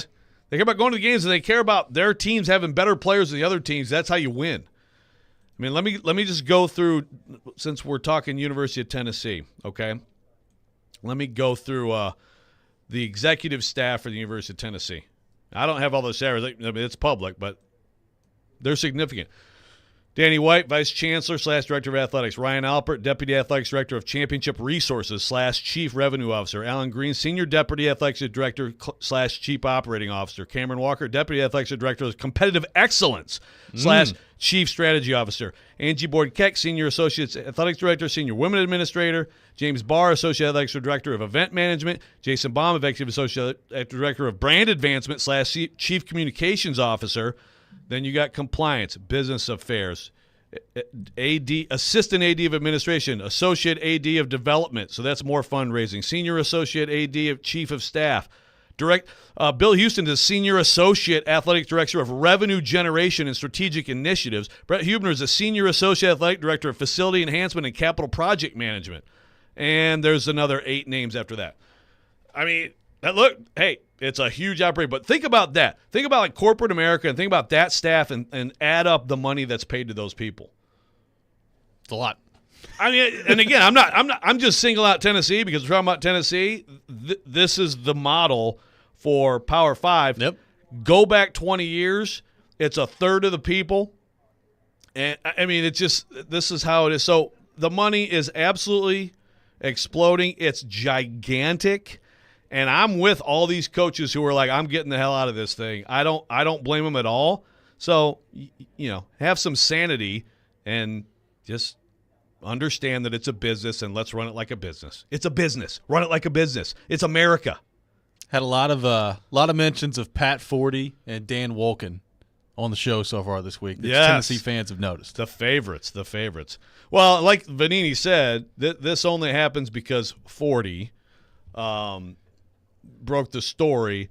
I mean, I think based on the communications, I think the investigation start, or at least Tennessee found out about it about mid-December. Yeah. But yes, 40 has a source in the NCAA, and yes, Wolken wrote a good column. I'm sorry, everybody. I got another text that says, "Can British Joe get his own segment each week?" Are you really? A university and they don't get paid? Blimey. So LD responds, but you said the current high cost of everything was pushed back on the fans. It will get worse after unions get involved. The cost to go to an NFL game. Right, but LD, so that's the thing. The cost to go to an NFL game is outrageous. And again, let's blow up the stupid playoff idea of neutral site game. I mean, it should be home sites. My God. That is insane. It's sick. But in the NFL, they say, here's your seat licenses. And if you want to go follow the team on the road, go buy a plane. They're not fundraising from you, right? They're not directly. Also right. I mean, but when you pay for a product, right? And this is like, pay us and like we'll get you some good players. But they might transfer to Bama next year. Yeah. I mean, it's enough. It's like asking you to pay for free agency. That's exactly. what it is. Right. Yeah. Hey, the Titans fans, you want T. Higgins? Well, 1-900-T. Pay T. Pay T! ! Donate now. We might get T. Higgins. 615-737-1025, our phone number. This has been the Rex Rant with Joe Rexrode. You can check it out every morning at 7:45. Coming up next, we'll be joined by Charles Robinson from Yahoo Sports. We'll get his thoughts on all things Titans and all things NFL as well. This is Robby and Rexrode, 102.5, 106.3 The Game.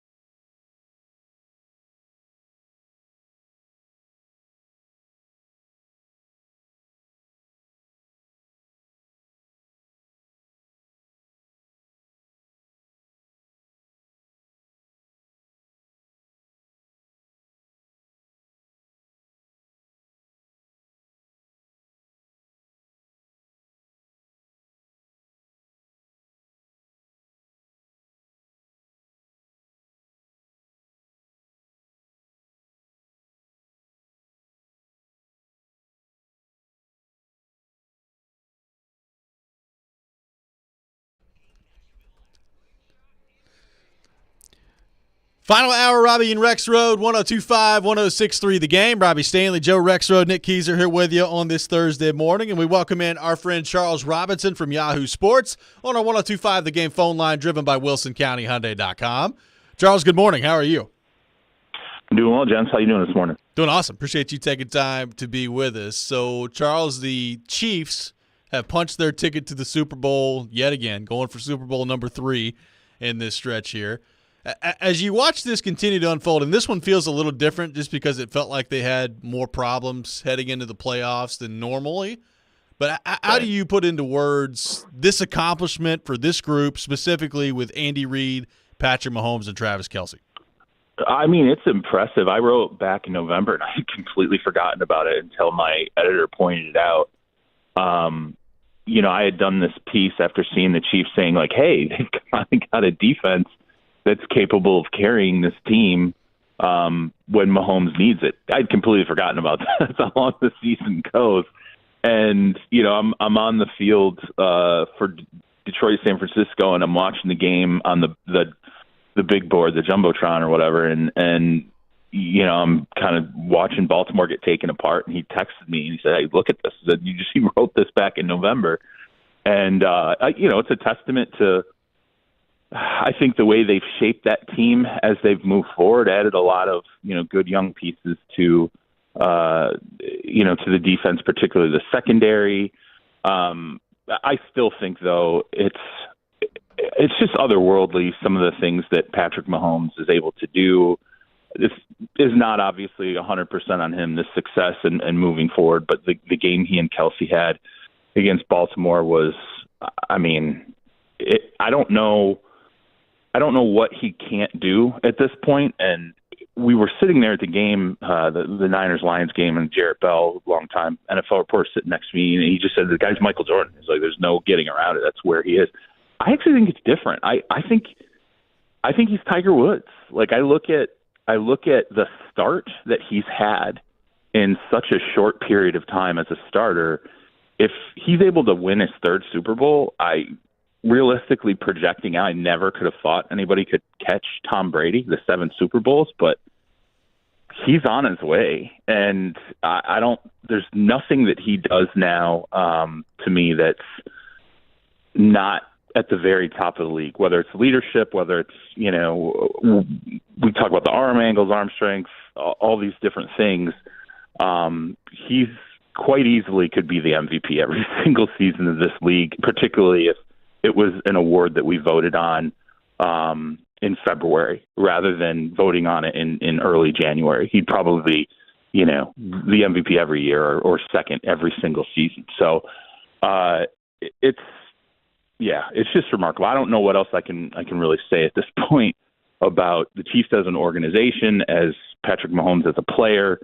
I would like to see. I'm curious moving forward. I am going to be very curious to see what it looks like, because he eventually is going to lose Kelce, and I'm curious what that would look like for Mahomes. I always wondered that about Brady. Like, take Gronk away from him. Let's see what it looks like. Obviously, took Gronk away, and Gronk stepped away in New England, and it affected Brady pretty significantly. I think that's the one player that has just been that common thread for Mahomes throughout all these years that I would like to see how he will adjust and how that franchise will adjust when eventually they don't have him. Well, I'd be remiss if I didn't ask you about the Detroit effing Lions. So here, I got into a little bit with Kevin Clark. I have a lot of respect for him. He does a great job for the Ringer, but I feel like, Charles, whenever things like decisions like that happen, you've got your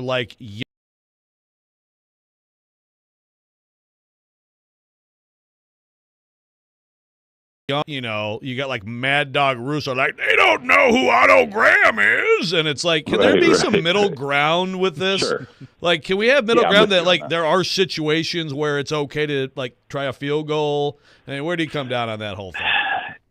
I think one of the things, and I said it at the time as we were watching it unfold, part of the experience of becoming a great head coach is knowing when to go against your own nature. Like, there's always going to be opportunities in a season and even in a game where you're like, this is the kind of coach I am. This is the kind of decisions that I make. And standing there and going, no, this time I'm going to surprise everybody, and I'm going to go against, what my nature is consistently, in a way that benefits the team. And I kind of thought in the first half when he took the field goal at the end, I was like, oh, okay. I felt like that was the prudent move. Now, normally, you're seeing, I think they had the ball at the 3-yard line, and we're like, he's going to go for it, right? This is his thing. He always goes for the touchdown. Instead, he took the field goal, and we all kind of sat there and like, yeah, look at that. He kept the momentum on his side. He held it. He secured it. Well, then the second half, particularly the first field goal opportunity, Dan Wetzel from Yahoo is sitting with me, and he's going for it. And Dan, I thought, said something that was really astute. He's like, look, if he takes the field goal here, and again, I know the percentages, it wasn't like it was an automatic given their kicker's performance at that distance. Dan was like, you're just resetting the halftime table. Exactly. And you've taken time. That's right. exactly what I said, too. Now, but what I said to Dan was, yeah, but if he picks this up here and they're able to score a touchdown, I felt like at that point you've broken their backs. And if you don't, it's still a 14-point lead. You still have the 2-touchdown lead. Like, it's not an emergency situation at that point. So I kind of felt like there was no absolute wrong decision there.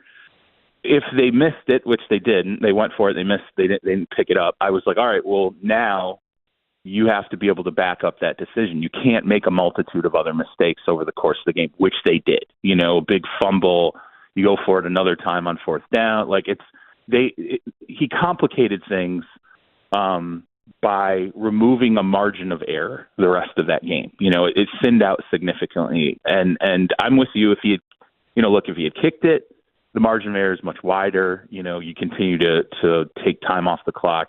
I do think there's a middle ground, though, and I think we'd all be lying to ourselves if Dan Campbell doesn't learn something from that situation. Like, it's I just refuse to believe that having gone through it, having time to think about it, and really reflect on what he said after the game, which was just like, hey, I trusted my guys. Like, I'm paraphrasing here, but he's like, I'm trusting my guys. I thought we could pick it up. Like, that's how I felt. He's just going to have to learn from that moving forward. The one I will say this, though, Ben Johnson returning is a heck of a prize that they get out of nowhere, because I think everybody thought Johnson's gone. That's what's really scary about this. You lose offensive continuity in the staff, and now we never know. Well, now him returning, I think it takes a little sting out of losing that game. And I say that as someone that, Joe, you and I, we're from Michigan. We know how rough that was for everybody in Michigan, and it won't be the same kind of run ever again because it was so special this year. You lose the special. They've done it now. It's not now. There's more of an expectation of it. Where I think it was just sort of it was a theme park ride this season. That theme park ride is now removed and replaced with pressure. But I think getting Ben Johnson back for them was such a huge win. That helps them into this offseason rather than just sort of the crushing aspect of you were halfway from a Super Bowl. That would have been probably the best thing to happen to Michigan in decades. So, Charles, what's your read on the Ben Johnson situation with him for what seems like a second year in a row, basically just turning down and taking his name out of the head coaching search?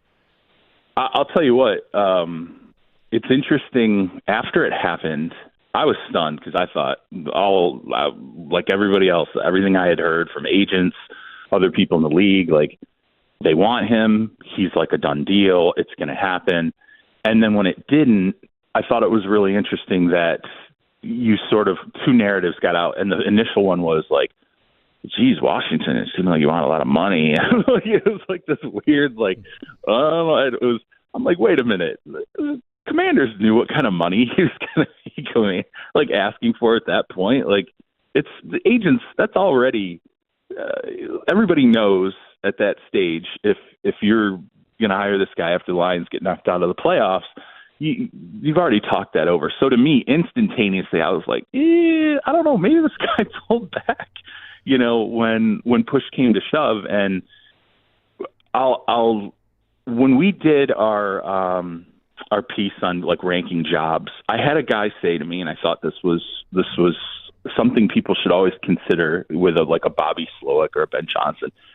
He said, "Look," and I'm paraphrasing, but he's like, "If I'm attached to a great situation, if I got a great quarterback, a great offense, we have continuity, all these different things, and things are going really well for me, I'm not sprinting to leave that spot, And he's like, I know the whole 1 of 32 thing, all that. He said, but I'm going to be a little more picky if I can be. And for Johnson, I think from last season to this season, we saw a big step forward for him and the Lions. And I think when you look at that team, unless something goes catastrophically wrong, they're lined for another big step next year, unless they just crater to pressure, unless, who knows, injuries, other different things. But he's in a great situation, doesn't have to necessarily leave if it's something that he feels like, hey, there are going to be more opportunity. And I think there will be more opportunities for him if the trajectory he retained from 2022 to 2023 extends to next season. He's going to have more and potentially better opportunities. And I think it revealed a little bit about Washington as well, because the candidate list to me was a little odd, because now Johnson's out. You look at kind of who's sitting there. They have a handful of like defensive candidates now that are still there, and no one's taken the job. No one's been offered the job, because I think Aaron Glenn would take it if it was offered to him. I think Dan Quinn would absolutely take it if it was offered to him. Anthony Weaver, I think, would take it if it was offered to him. And so I'm sitting here like, what is going on? And I don't know anything specific, but I will tell you, if we get through Friday and one of those three guys doesn't have that head coaching job, now I'm starting to wonder if maybe there's another candidate that they're going to remix this thing with. Maybe there's somebody else that all of a sudden might pop up in the mix over the weekend. I just feel like if you get beyond, we're already at we're more than 3 weeks. It's like 23, 24 days since Rivera moved on. You still don't have a head coach. You just lost out on Ben Johnson. If one of these three guys isn't your head coach by the end of the day Friday, I'm like, come Monday, we might have a new candidate in Washington. Vrabel. But they that's the thing. Like, they haven't shown any interest in Belichick up to this point, and unless it's super, super secret, like we're talking like private jet on the tarmac kind of thing. Nobody, and I've asked everybody, like, what's the deal? No Belichick interest up until this point, and there's different theories about why that is. Some people are like, look, they're not going to get involved with him unless they know they're going to hire him. They're not going to go through the Arthur Blank Falcons dog and pony show. They're just going to come out and go, we're hiring him. Rather than go, we're having him in again. We're going to do dinner, like all these things. And then, like, it's the same deal up until, as far as I know, last night, I hadn't heard any requests to speak with Ray. So maybe they're taking this more underground because of what happened with Ben Johnson and feeling a little bit embarrassed by that. But, yeah, I feel like you go through this weekend without a head coach there. It's something, you're taking a left turn somehow. We'll have more with Charles Robinson from Yahoo Sports coming up next. You're listening to Robby and Rexrode, 102.5, 106.3, The Game.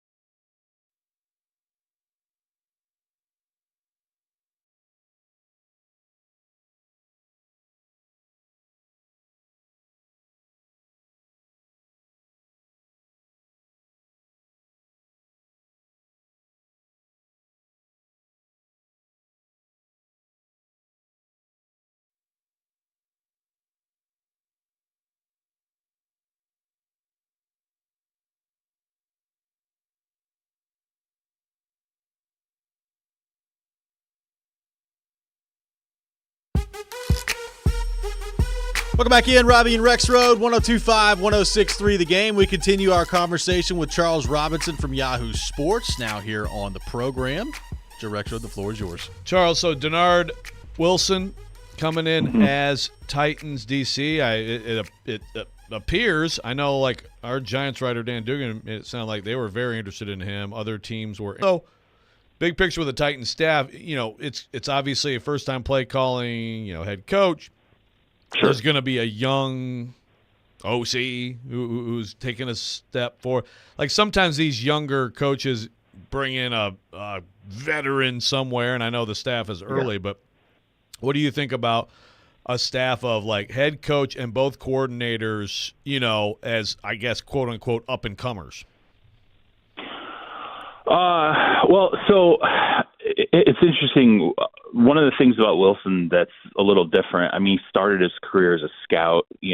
I'm always interested in these guys who go from, Brian Flores is one of those guys who began as in personnel and then moved over to coaching. Wilson, like I said, I've talked to people with the Rams about him before.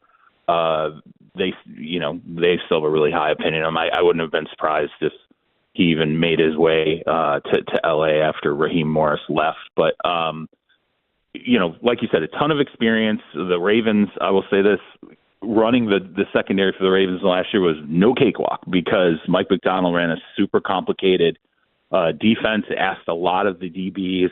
There was a lot of position flexibility there.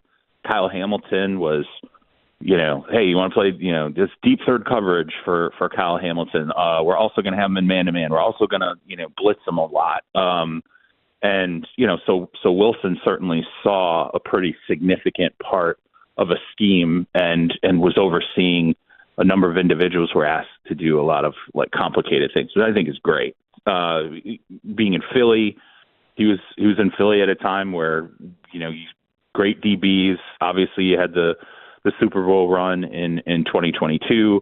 I remember him being around, like he's on that Bulls staff with the Jazz and Greg Williams. Greg Williams. I would say Greg Williams, as you get to know him, Denard Wilson, and spend time with him, you're going to see some Greg Williams in him. Like you're going to see a lot of he's an intense dude. He's got a lot of energy, a lot of fire. Being around Bulls and that scheme where Bulls loves to be a blitz guy. Greg Williams loves to be a blitz guy. They're both very aggressive coaches. I think there's a lot of that in him. And I think that's good. It adds, anytime you've had someone who's had a diversity of experience and been under a lot of strong personalities himself over time, particularly Greg Williams, he adds a ton of energy to your staff. He expects a lot of young players. And I don't think he's afraid to push guys, and you'll see that from him. And I'm curious to see. I'll tell you what. Let me ask you this: who do you think gets the OC job there? Because I have a thought. I don't know. Go ahead. I don't. I mean, there's three guys we know of right now. I will tell you right now. If it's Eric Studesville and Denard Wilson are on the same staff, like. Enjoy that because they are two of the most intense people that you could possibly ask for. And, Studesville is another guy who's ton of experience. Like, to me, it would be interesting because you're taking, as you said, this sort of up-and-coming, head coach, and you would be hiring, if it's Studesville, right? And that was the name to me that really stuck out when I saw it because of his massive length of experience, the different things he's done, the fact he's been an interim coach at one point, head coach. So that really stuck out. And I thought, wow, like if that's the route they go, you're really putting two ultra experienced coordinators into place. And that frees Callahan up to, look at the team globally, focus a ton on the offensive scheme himself. Studesville would be the type of guy who can help him implement it and carry out pretty much anything, particularly with the running game. I mean, he's for years and years and years, he's had this reputation of being, an ace at putting together, concepts, running concepts, the schemes, all these different things. He's been retained on staffs. Like I thought it was interesting. Mike McDaniel, when he got the Dolphins job, he retained him So he's someone that is seen. He's got the kind of value where you see, even with staff changes, he's usually one of those ones where the incoming staff's like, yeah, let's keep that guy around because he brings a lot to the table, but really intense dude, extremely intense dude. So in some ways, even kind of reminds me of Vrabel. And it's very limited interaction on my part. Don't know. It's not like I know him really well, but in the spare few times I've been around him, I'm like, man, this guy's intense. So yeah, I mean, I like the idea of pairing experienced coordinators with a young head coach. Now, I will say this, and I go back to when Sean McVay and Wade Phillips were working together, and you can get, and McVay's a different cat, so I don't want to stick this on Callahan, but, you get, especially younger coaches, as the league changes and it gets more complicated, they start to expect their coordinators to kind of change with the times, update their schemes, bring complicated concepts to the table. And sometimes you get older coordinators who are like, yeah, I don't really do that. I run what I run. We're not going to change a lot from that. And, we're going to put hat on a hat and execute. And that's how we're going to be able to be a high level, unit. It didn't work with Wade, with the Rams. At some point, McVay was like, yeah, you know what? I got to get to somebody else who I feel like can throw something a little more complicated on the field than really what Wade is doing. So that can happen with older coordinators and young coaches. I say that I want to walk very, lightly here because I want to tread lightly because McVay's a freaking he's just that's just the only flip side I would say is sometimes you can get older coordinators who are very kind of set in their ways. Fangio is a good example in Miami. I know Fangio wanted to get back to Philly, but it wasn't perfect there in Miami with him. And I think part of that had to do with just sort of how Vic is. And he's, not going to change a multitude of things in his scheme, whether his players like it or not. Really interesting stuff. Charles, appreciate you as always. Thanks so much for taking time to be with us this week, and we'll talk to you next week. Wait, I'm going to ask you again. What was the Rexrode rant? I got to know now every time I come on, just because I need to know. I want to know what's in his mind. We were ranting Scary about place. college sports and the Vols and stuff. Just old guy stuff. Well, just I mean, lawsuits. You got college head coaches fleeing to the NFL. It's you just saw this yesterday, right? Halfley going to the Packer. I mean, how many? So basically, just about that. Yeah. Thanks for asking, right. buddy. All right. Hey, I always want to know. I might have to do one on Dan Campbell tomorrow. All right, man. Leave him alone. We all make mistakes. Okay. I made my share of mistakes. He's got to learn from it, right? We think. Sure. Yeah. We'll see. We'll 7 see. and 10 next year. We'll see. All right, guys. I'll talk to you next week. Thank you, Charles. 7 and 10. What is wrong with you, man? Come on. Charles Robinson from Yahoo Sports, our guest on Robby and Rexrode. We'll take your thoughts on what Charles had to say, react to the Titans hiring of their new defensive coordinator coming up next as well. This is Robby and Rexrode, 102.5, 106.3 The Game.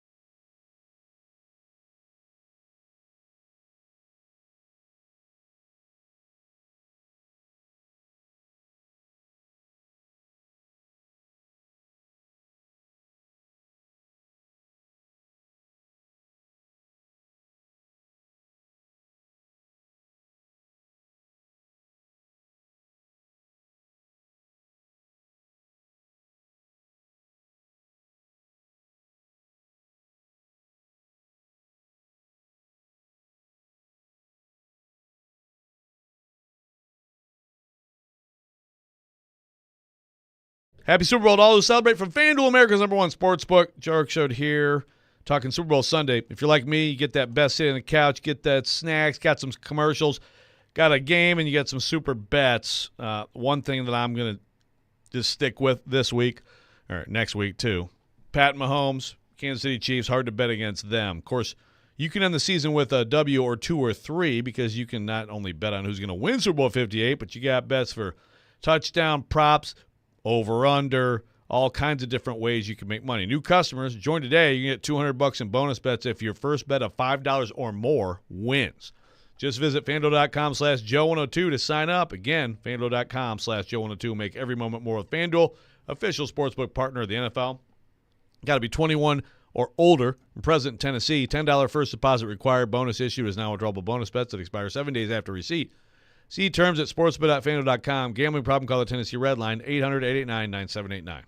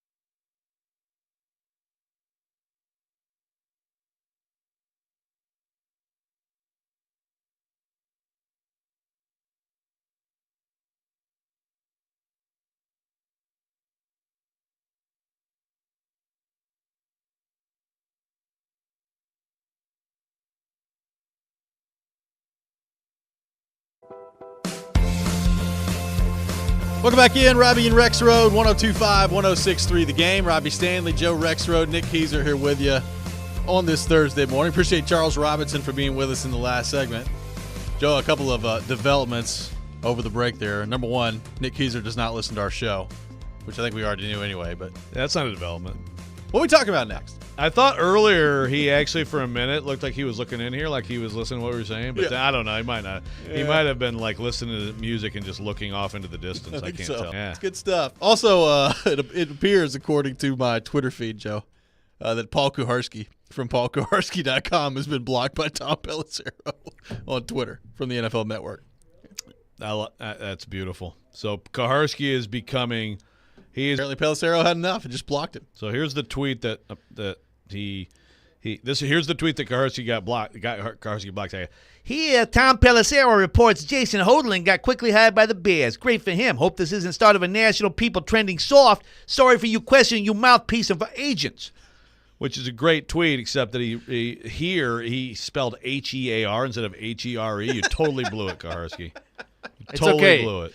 He can edit it. He has his little he's subscribed to Twitter Blue, so that's true. You know.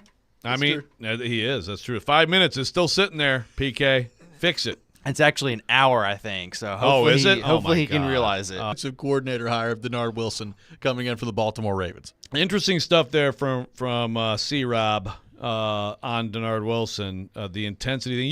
You can see the intensity for sure in interviews with him, no doubt about that. So that is interesting, and good point by Charles. Like I've been talking about, I mean, the thing is, it's like first-time coordinators. But, like, if it is Studesville, you're talking about a guy who has been in the league for a long time, going back to the late 90s. So it's like he just hasn't had a shot to be a coordinator. He has been co-OC with the Dolphins in 21, So, I mean, that would be a little bit more of the veteran guy model than I've kind of given credit for. And based on Charles's description of Studesville, I'm here for it. Yeah, if that's absolutely. the case. Let's get some intensity in here. Now I know that's where, and in fact, speaking of Kaharski, you see he'd flip out because it's like, I don't want somebody who likes running the ball. It's this guy's. Let me tell you something. Dolphins last year, great offense, and obviously they didn't beat. They had some meltdowns against great teams, all that stuff. But overall, one of the most fun offenses I've seen in the league. And, man, a lot of that was their running concepts. Sure. And their running and their talent, right? Of course. Speed, yep. Yeah, sure. But just saying, running the football, I'm always in favor of it and always will be. You're fired. Yeah, I mean, that's old. Yeah, 1983 offense. No, running the ball, baby, always works. No, so, I'm interested to see how this goes. Denard Wilson's 41, Brian Callahan's 39, to your point. So a younger kind of foundation of the coaching staff here. Wilson, defensive backs coach in Baltimore. So you saw Mike McDonald get hired as head coach in Seattle yesterday. So the Ravens have now lost their DC and their defensive backs coach, Wilson coming to the Titans to be the DC, which is interesting. Like, you wondered maybe if there was a spot there for him in Baltimore, but he ends up here with the Titans. And, we spend so much time talking about offense, but we went through it earlier in the show. Like, there are some legitimate questions on the defensive side of the ball that have to be answered, particularly in the secondary. I think there's at least one player at corner, maybe two, that you're going to have to add that play significant roles for your team next year. And whether that's via the draft or free agency, I don't know. But I'm really interested to see what this looks like. Charles was going through the Greg Williams part of this, like the description there. And, we played a clip earlier in the show of Wilson talking about being molded by Todd Bowles and Greg Williams. And the thing that stands out to me about both of those guys is incredibly aggressive and a whole lot of blitzing. And maybe what you see from the Titans moving forward here. Yeah, I'd say that's a fair assessment for sure. And again, the record is good. I thought, I liked Baltimore going into this year, maybe more than some people, but I that was the question. That was the side of the ball. I was like, man, who knew that like Clowney was going to be what he was this year suddenly, right? But they were fantastic. I mean, even in the Chiefs game, we're giving Mahomes the flowers, and he deserves them. But I think 5 straight possessions they forced them to punt in the second half of that game. I mean, it wasn't on them. So, no, look, I think it's a promising hire. The OC hire now, which was already more of a focus, becomes the sole focus. Clubhouse to you? I mean, it just kind of a wait and see kind of thing. But yeah, I don't know. I don't have a feel on that. Again, you go with those guys. You're going back to the first days of Brian Callahan's experience in the league. Goes back to, and in fact, and so Josh McDaniels brought him in, and Studesville is the interim head coach in 2010. So. Yeah, so right there, he has experience with him as the head coach, and he is like low man on the totem pole on that staff going back 14 years ago. So it's really interesting. Then obviously he was retained by John Fox. Yeah, right. Yeah, retained by John Fox through that entire time. That is a good point too by Charles, the staffer who gets retained. I mean, Arthur Smith was that guy here. He's just, whoever comes in like, okay, that guy's good. Keep that guy, And we've seen what he's become. Yeah. The savior for the Pittsburgh Steelers offense. Who's about to bring in Ryan Tannehill. Derrick Henry. Hey. Najee Harris, Derrick Henry combo backfield. Jalen Warren's also there, as Tony Romo just found out last week. Yeah, that is true. Romo, it's getting rough, man. Yeah, I still I don't hate it, but it's not as good as it used to be. It's getting rough. Yeah. 1025, 1063 The Game, officially inviting you to our first ever Super Saturday. Join us Saturday, February 10th at New Heights Brewery in Nashville from 1 to 5 p.m. for this fun, family-friendly soup fest benefiting the Nashville Predators Foundation. Tickets only $10. Enjoy live music, games for kids, and come sample some soup from Mafiosa's, 615 Chutney, Weston Hotel, Jasper's, and a whole lot more. To purchase tickets and to see all participating restaurants, go to thegamenashville.com/soup. You can also enter to win tickets to Super Saturday. Just text in the keyword soup now to 615-737-1025. That's soup to 615-737-1025. We'll take more of your thoughts on the hiring of Denard Wilson as the Titans' defensive coordinator. Also get to more thoughts on the Nashville Predators as they had a tough loss last night entering into the All-Star break. All that coming up. Robby and Rexrode, 1025, 1063 The Game.